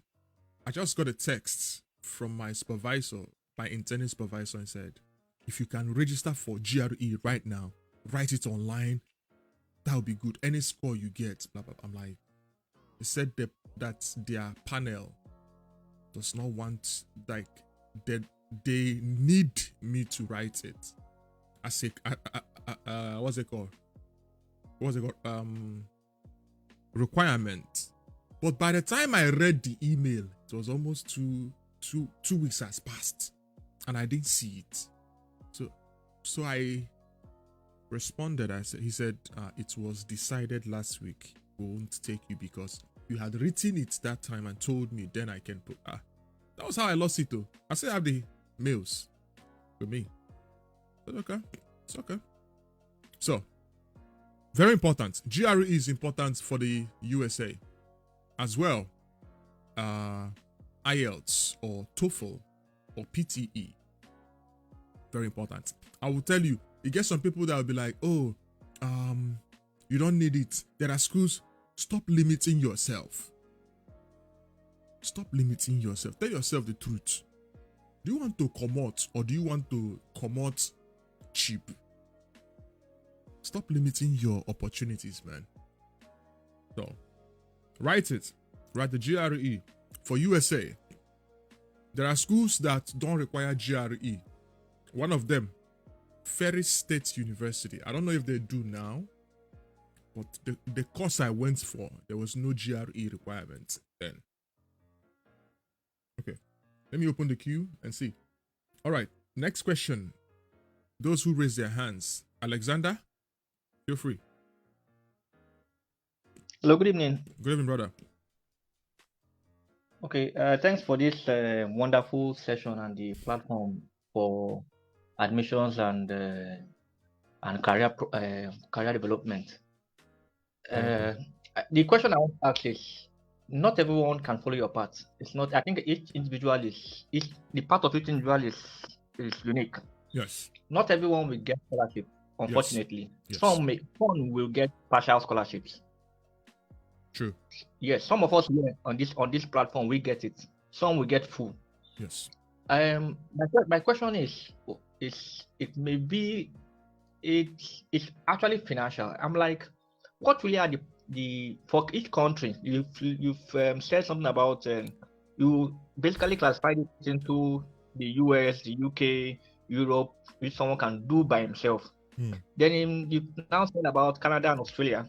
Yeah. Which the need for agents. Yes. But can you do a bit of arranging for me or arranging for us, like the tuition ranges? Like why I'm asking is because sometimes it always gets to a point you need to know those tuition ranges, and I know from a lot of webinars I've attended about schools, they vary, and unfortunately on this platform, not everyone is on. Like I'm a health professional, Not everyone is into sciences totally. Yes. Yeah. So that's why I think it to be fair and elucidating to get these ranges. Okay. So it probably, yeah. Thank you. That what I'm saying. It's very it's something that I can say offhand, and you also can do your research to make sure. For USA, tuition fees range between, I think, 17,000 US dollars to 25,000 US dollars, depending on the school. And that is per semester. Per semester. 17,000 to 25,000. For Ferry State, my tuition was 22,000. Then, for masters, right? Then, for Canada, most of the schools, their tuition range from 10,000 to 20,000 per semester, Canadian dollars. Then, Australia, most of the schools range from 14,000 to 18,000 Australian dollars. Within that range, you get 15, 17 something, 16, it varies. Then for South Korea, the tuition range from $2,000 to $3,000 per semester. Or let's say 2,000 to 4,000. You see why it's cheap. Then Europe is often tuition free. And that's why it's hard to get some tuition free. So you can see why I said that USA is easy. Because it's more expensive. Expensive. You have to pay. So they want you to come in and pay. That's why student visas still work. That's why most countries, even during COVID, student visas are prioritized because they are coming in with money. They are coming in with money. It is with that money that they use to maintain universities, pay professors, pay their staff. So they know that international students pay upfront. Their citizens study with student loan. Student loan that you pay for a lifetime.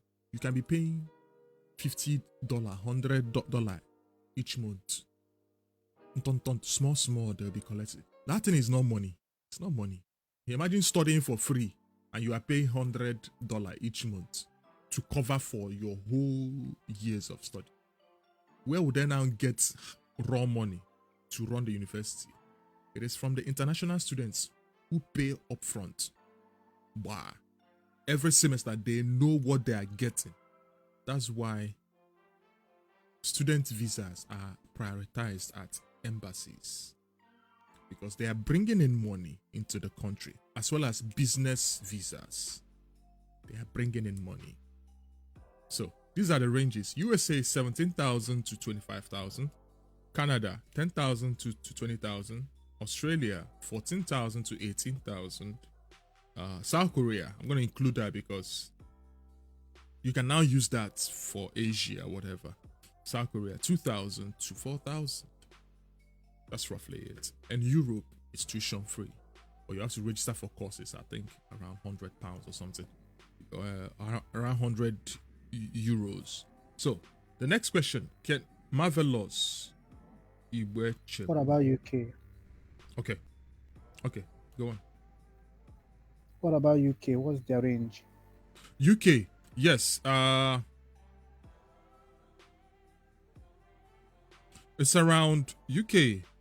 It's around 12,000 to around 15,000, roughly.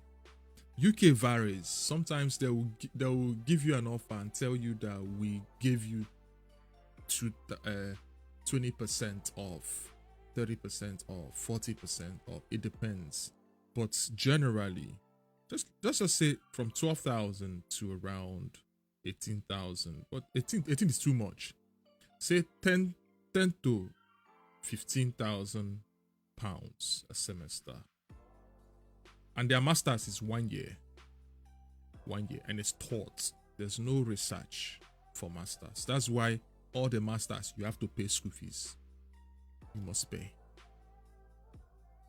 Getting a full scholarship, because I was able to get a full scholarship for PhD from a UK university. And how the scholarship system works is generally, you don't pay tuition, the school pays you salary. You know? So how can you give me full scholarship? You're not paying me salary, and I am allowed to work only 15 hours in a month. The whole month, 15 hours. So that means you have to commit your life to the university, teaching for free, doing research. The only thing is you don't pay school fees. I told them no. I just responded, nah, I'm not doing this. The least you can pay me is 1,000 a month. The least. That is standard. 1,000 every month. I get them. And I still have my liberty to work weekend, other stuff. You don't get to no. And I'll still do TA work, that's teaching assistant work, for free. No. I can't spend my life like that. I told them hell no. Not doing it with you guys. Thank you for the offer, but I'll bounce. And that's how it went. So it's really don't get me wrong. There was a time I was literally begging for bank statements, for money. Trust me. There were times where we say, forget to. There were times that it seemed like there's no hope. Like, when I mean there's no hope, there's no hope. Okay, imagine say you graduate top 5% of your class, and 5 years afterwards, you're still looking for the light. This person get job for bank. This person they do that one. This person Christmas like this, men go come back. Men, people where they work, they go to buy you beer. No, it's not like you can't afford your own beer, but you know your level. You know where you are. If you're being honest. But that confidence go drop. If you come out to drink with men, you see that this shoe this guy is wearing is your salary or more. Only shoe alone. There's no, but because they are your men, they know, they understand. You too, you understand. Everybody, soft, drink, chop and all that stuff. But so, but it gets to rub off on you poorly, and you start doubting yourself and doubting your ability. Is this really making sense? So that is why it's important for you as well. It's not a journey of let me show people that I can do it. No, it's a journey of I'm going to do this for my own good and for the future of my kids, and this is real deal. All my money then they go for data. You don't get any cheats where then they do. MTN, this one, IP, all those Etisalat, Glow. I have all the SIM cards. I have BlackBerry. I have Android. Yeah, any cheat, if maybe you put Etisalat inside Android, you start browsing for free, I will have it. SIM card, yakba. Because I needed my internet at all times. Most nights, like all night, I go my sister place. She go on gen, go buy fuel. Then they sleep with the gen, of course. Fan, they blow them. And they use the gen, they press laptop. I'll be in the viewing center. Then they play ball with my gen, of course. No lights. Then they play ball. I carry laptop. They for back. They press my laptop. They watch those who they enter. If you enter, I'll just go. Pay me. You give me. I go back. So there was no room for wasting resources. I was always on my laptop. When I mean always, some people come they suspect, say, okay, this guy, he's a Yahoo boy. Why in there always? In fact, a day computer pass Yahoo boys. Honestly. I they go work, I carry them. Inside office, as I'm landing in the office, I'm putting it, connecting, everything ready at all times. That habit, I still have it here now. Anywhere I'm going to now, I'll carry my laptop. Anywhere I'm going to here. So I still maintained that habit. And it's not like it's a bad habit, it's a good habit. It keeps you in check at all times. Because if your life depends on what is inside there, you get to work with it all the time, It becomes a habit. It's not easy. The honest truth is, Nigeria is not better. P2B, if he enter now, it will still take time before things can work. But then, let's talk to those who have their hands raised. There are other people. I think Joy Iwedike. That would be our first female, curious mind. Can you please ask your questions, my dear? Good evening. Good evening. Good evening from Nigeria. Thank you for giving out the tuition range. I actually wanted to ask that. And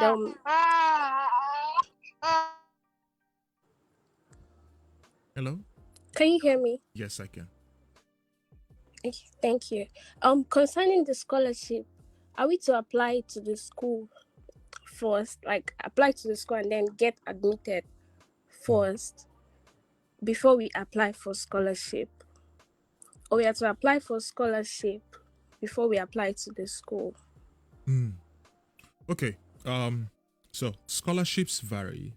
I talked about only the government. There's the foundation. We call them foundation scholarships.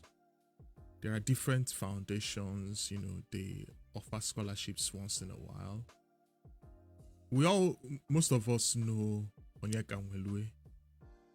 He has his own foundation. Depending on the kind of grant he gets or funding, he can open up a scholarship and say, okay, we're looking for young minds to sponsor their studies as part of the funding agreement, right? People who can do research. So it depends on the people offering the scholarship. If it's a school scholarship, if it's scholarship from the school, most of the time they will tell you, you don't need to apply separately for the scholarship, that they will consider you automatically if it's from the school. It's a domestic scholarship.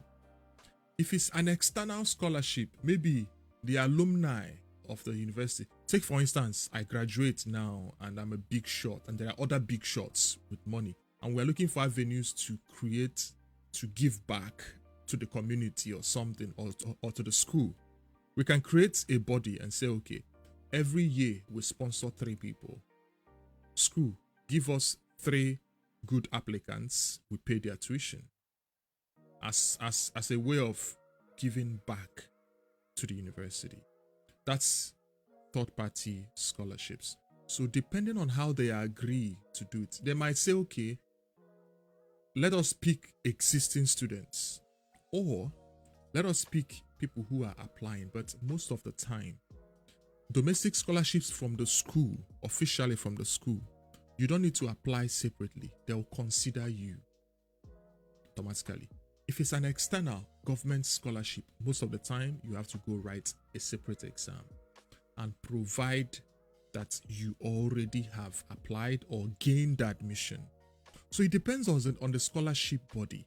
Some would ask you to have a valid admission already, or some would say you have to provide list of schools you want, right? Depending. So it depends on the body giving you the scholarship. That's why it's good to spread your tentacles. Make sure you are spreading. Make sure you're spreading. Try to meet the criteria of all the scholarships available. It's often advised. Yeah.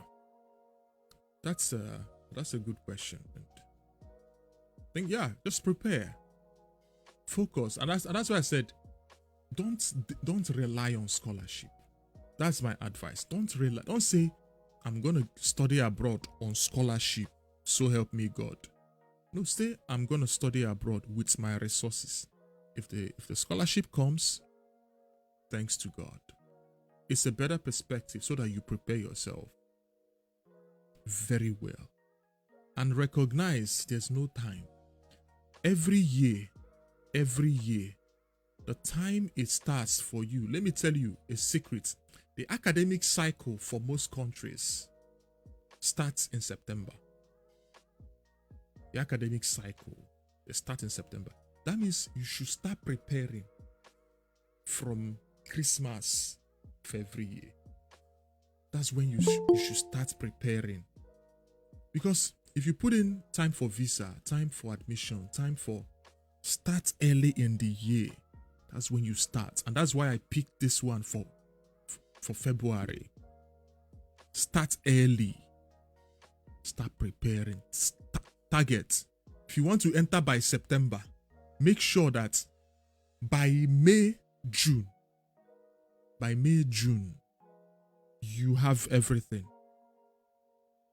Because application portals may open around that May, June. April, May. So within that window, Easter period, May, you are ready. And don't apply to only one country. That's the mistake most people make. I want to go to Germany, if not Germany. Psst. That was what I was doing then. I want to go to Australia, if not Australia. Psst. I want to go to US, But by the time I started really understand, I said, okay, I could go here and from there, go there. It makes more sense. And eventually, that's how it happened. And I went from Korea to so many other countries. And then here I am.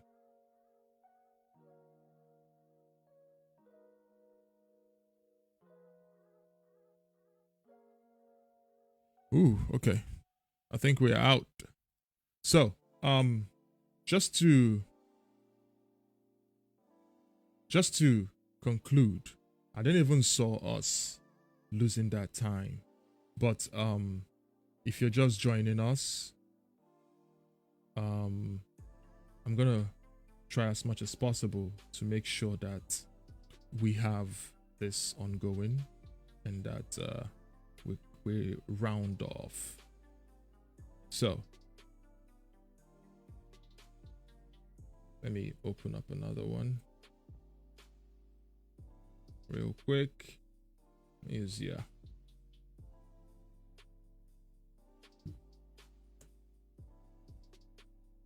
Okay.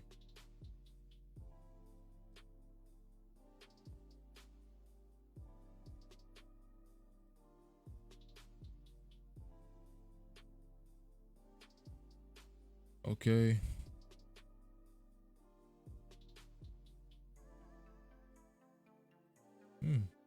Do I still remember?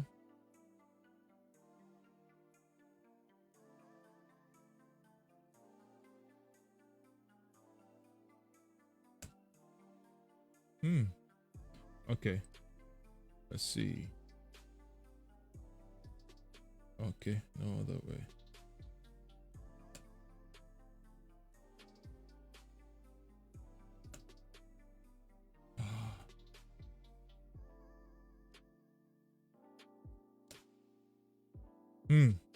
I don't have it. Okay. Let's try another one. Still get to. Oh, yes. Remember, yeah.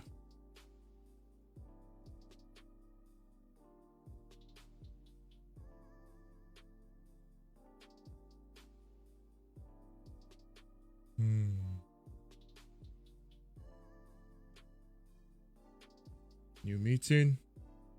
Start an instant meeting.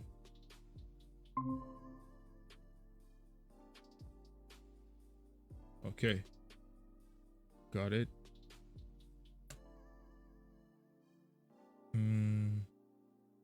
Yeah. Okay. Let's change our camera. Admit. Okay. I think it's better. So guys, already I think it's just a few more minutes just to round off, right? So I think at this point, since we're already here, let's just have those what's it called? Let's have the Q&As, the questions, you know. Huh? Amamo. Okay.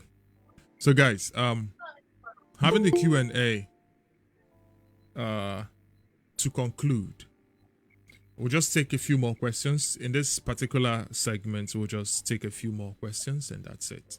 You know, let's just keep it, you know, beautiful and very, very... I want to answer your questions because I'm also supposed to go live again for the cat call, but this is more important. You know, admit all. So this also draws me to, this is something we do every month, 2 days every month. We get to talk, we get to ask questions, we get to digest. Tomorrow again, we'll have to come back. Tomorrow will be a case study on AI, machine learning, a practical case study. Last time we did for images. Tomorrow we'll do for table data, right? And after tomorrow, we look forward to March. So I urge you, do your best. It's not easy. Yes, we did CNN last time. Next time again, we do other models. Like play, you know, just having it. It doesn't have to be work. And this video, I think this is a better way to do it. The first one we posted on YouTube. I'll also post this one on YouTube because automatically it's on Facebook now. And that's why I like this. Facebook Live, so I can just push it over and we have that, you know. So, questions, comments, what do you think? Marvelous. You have your hands up. Please go ahead. Okay. You don't say why they raise my hand up. Nobody they agree. Make I talk. It's all right. Everybody will talk. Go ahead, bro. Okay. Listen, my question goes like this. Before I ask my question, I want to acknowledge your effort and everything you have been doing for us. We are very, very happy. You're welcome, brother. We recommend every of your thing that you have been doing for us. We are so happy. You're welcome, brother. We thank you.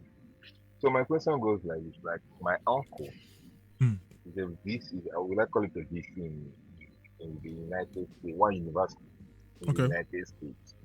Yeah. So I actually wanted to bring him here. You know, all these old men, like I don't know how he will feel. Be like I'm bringing him in to use stuff or something like. But yeah, that's the way he behaves. So I just want to know how it's gonna be possible for him, because I find it difficult to talk to that way because it's difficult. You know, judging from the way he acts and the rest of it. But I don't want to know how it's gonna be possible for me to get a scholarship or admission from here, because I'm done with my school. It's 4 years. Like I studied in mostly university, computer science. So I want to know if he can be of help for me. Yes. I know everything will work. Yeah. He can help you. He's a vice American Heritage University, California. He can help you, absolutely. And that is why I talk about relationships. What type of relationship do you have with him? And I'll use this as another teachable moment to remind you another part of the journey that is important. you've recognized that he can help you. But what is your stewardship scale like? You're still seeing him as my uncle. He's supposed to help me now. He's supposed to make him easy. He's supposed. See that statement? Yeah, that's how I'm seeing it. Yeah, that's how. Take that out of perspective. Honestly, they play because I have friends. They play. I have friends, right? These are I even don't friends. think I'm saying he's wicked. Yeah, because you go to see I'm like, say this man, how you go there, this one. In fact, I have a nephew, right, who spoke the other time. That even reminds me, I'll still reach out to him. He wants to, also travel and stuff. When he wrote me and he said he wants sneakers, I ignored him. I'm not lying. He wrote me, said, I want sneakers. I said, okay. Oh yeah, now you're not serious yet. He's in a suit. But when he wrote me again and said, when he graduates, he wants to study, wants to travel, I said, yeah, good. Now we can have a conversation. Now you're talking what makes sense. You're talking plans. So if you relate with your uncle or someone that is resourceful to you from a place of, you should do this for me now. You should want to do it for me. No. You have to tell him why. Write him an email. Acknowledge him. Follow him. See, you get as you go take follow person. Follow that man. Look at what he does. Is he posting on Twitter? Go to that Twitter. Be commenting positively.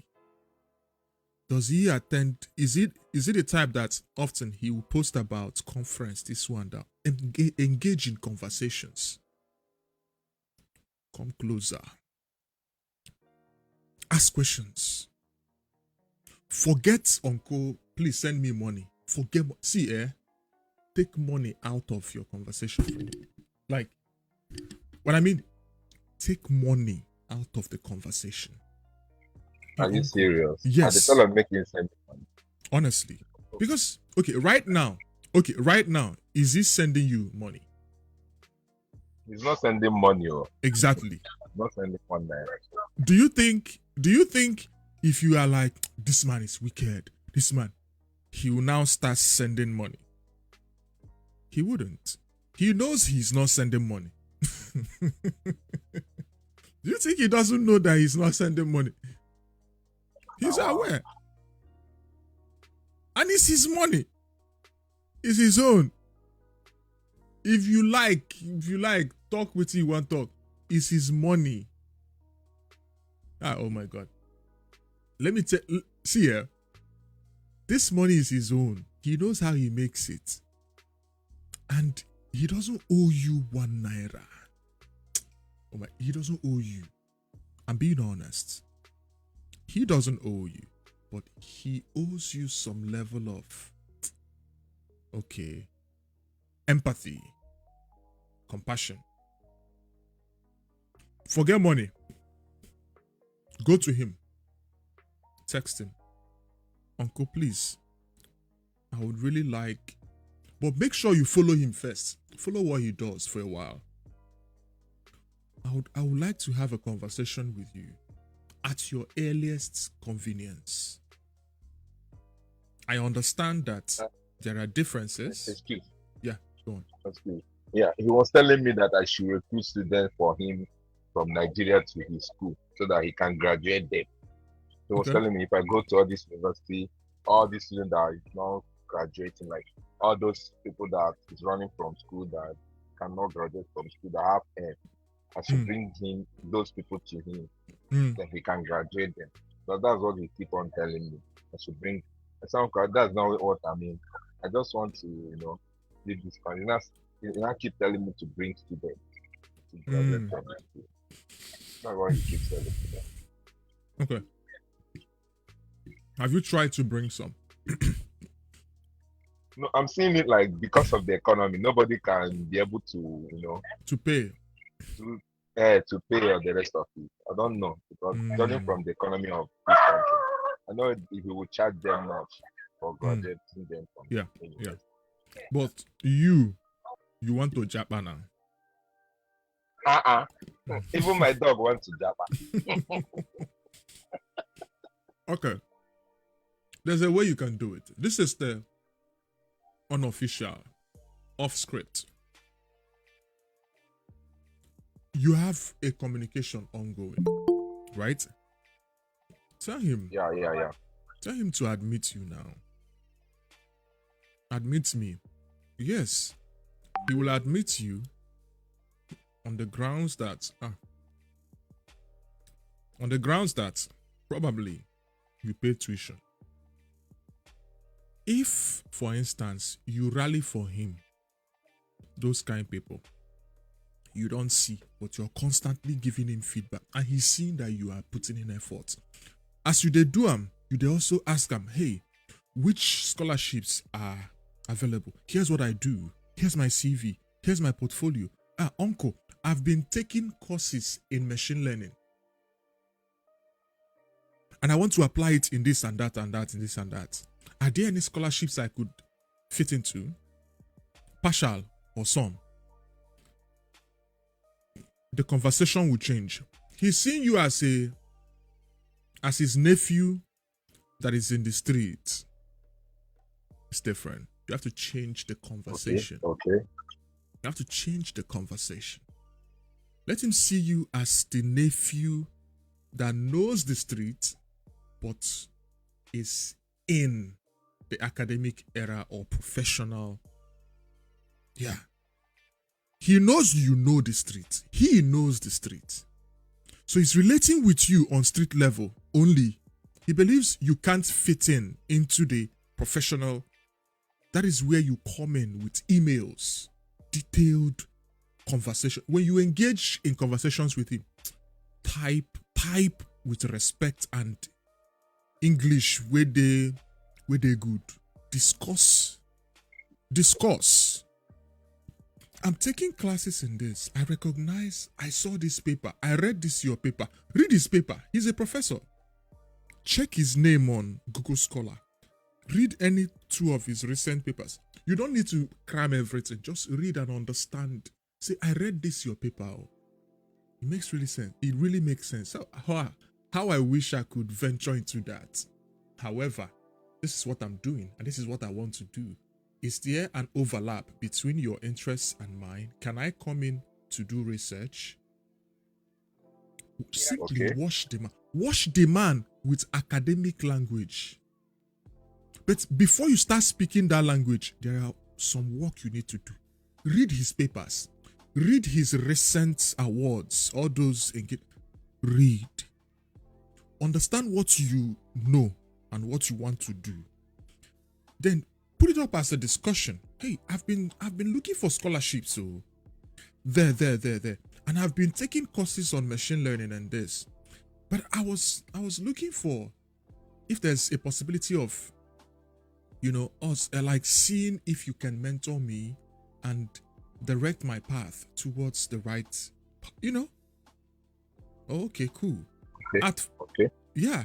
At first, he may be like, okay.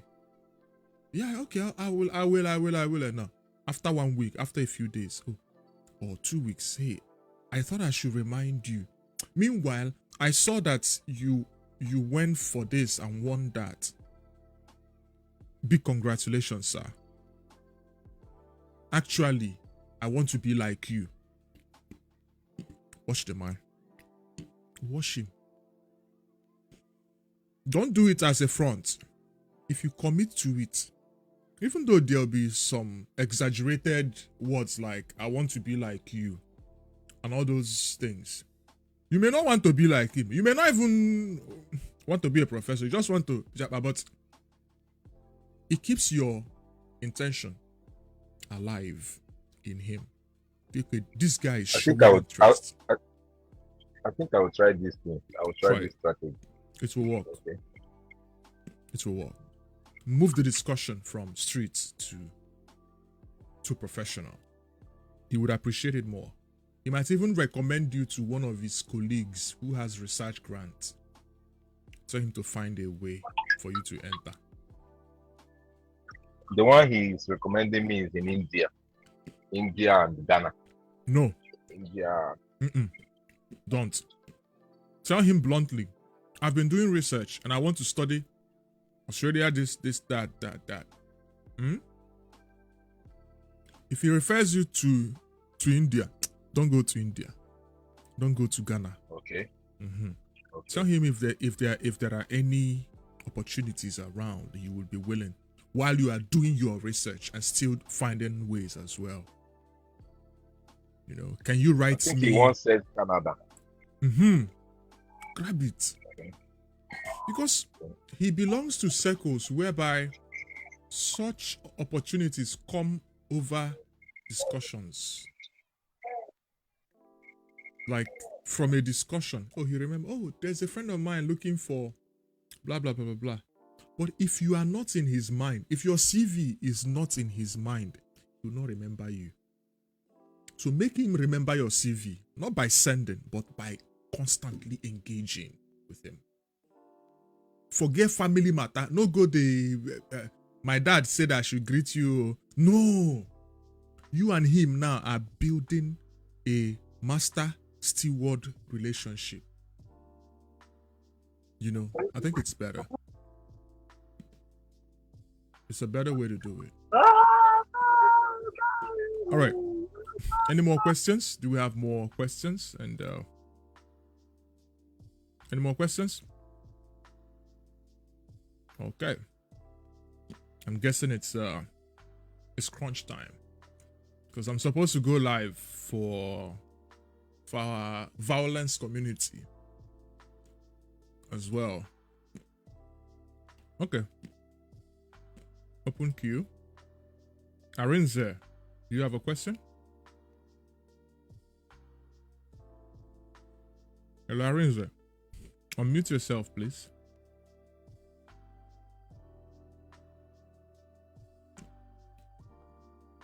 Hello, Arinze. Can you hear me? Yes, I can hear you now. Okay. Please, I want to thank you for this wonderful opportunity. I've not been in this kind of meeting before. So, I didn't join early, but when I joined, I heard you say something about not really scholarships, but schools, the countries where you can go to within 6 months or 1 year. You've gone there, you will now be able to maybe recoup all the money you've spent trying to go to those countries. Because me, I'm not really into these scholarship things again. Okay.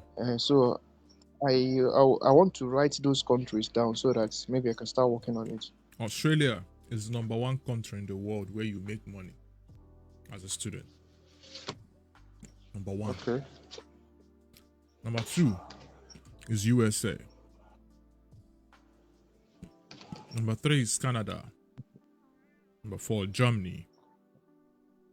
You talk about Sweden. Okay. Talk about Switzerland. You talk about UK. Talk about Japan.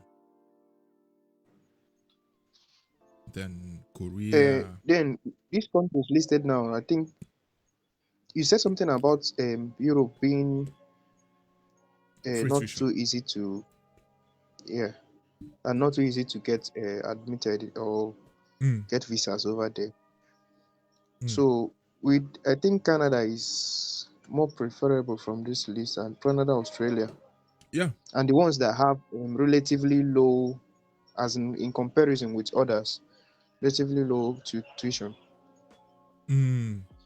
The thing I'll always advise people is, after weighing everything, if you want Jackpot, just enter UK. The best be not like the best, but after weighing the average guy, money no 2 day, you 1 day short, say you Jackpot, see money, UK.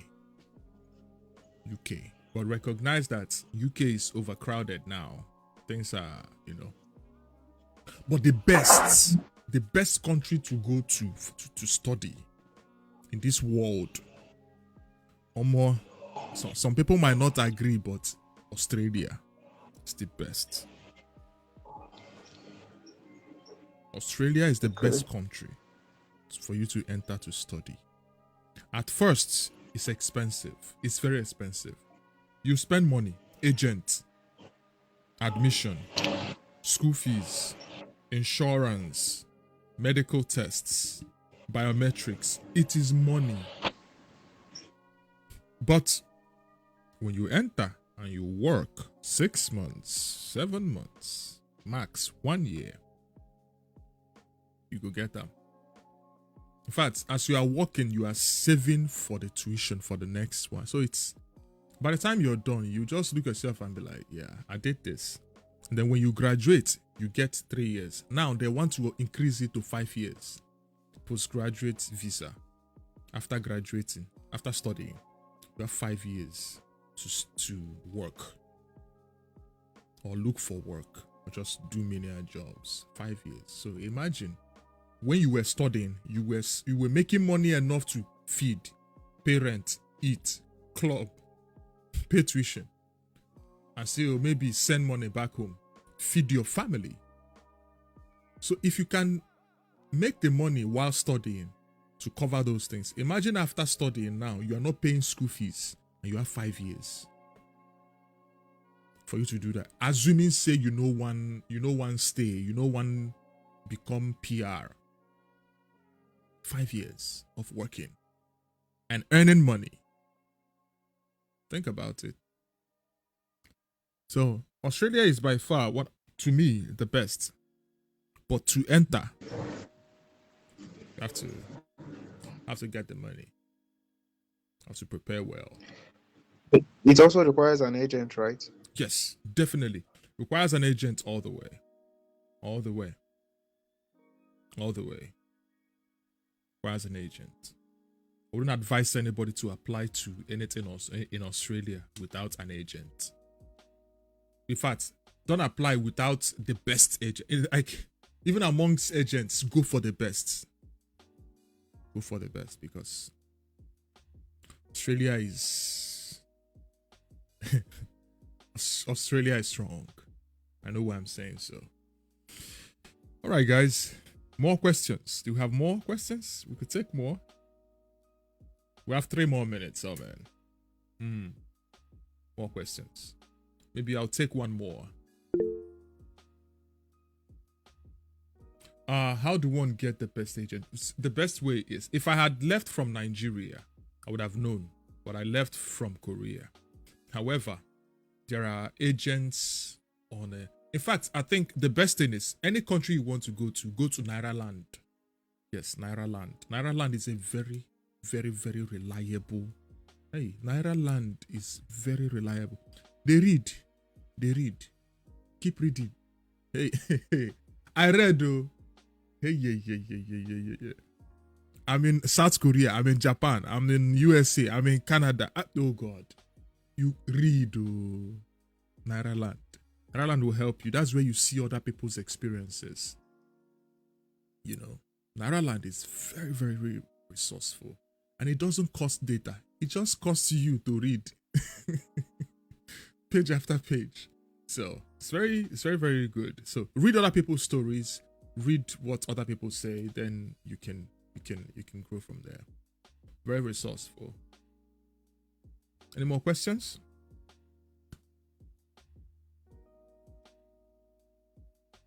I just want to make sure I answer our questions. But that doesn't mean that this is the end of the questions. I know sometimes maybe by tomorrow's session, you remember that, hey, I did not ask this question. It's okay. Tomorrow we continue. Same time tomorrow, right?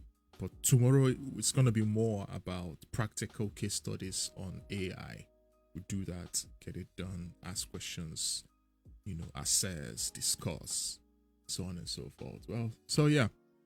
So in the absence of questions and after covering everything, it was nice chatting with you guys in this February. Even though we're halfway through for February. By the grace of God, we'll continue tomorrow. Bring it to complete fruition for February. Summarize and prepare for March. Tomorrow we go again. Yes. So thank you guys for chiming in. Much love. Thoughts on here. And with all due offense, I'll see you guys tomorrow. So have a very lovely evening. And Thank you, sir. next time. You're welcome. You're welcome. So, yeah, guys, take care.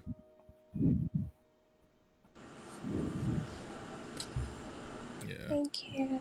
You're welcome. So yeah, that's the end of it.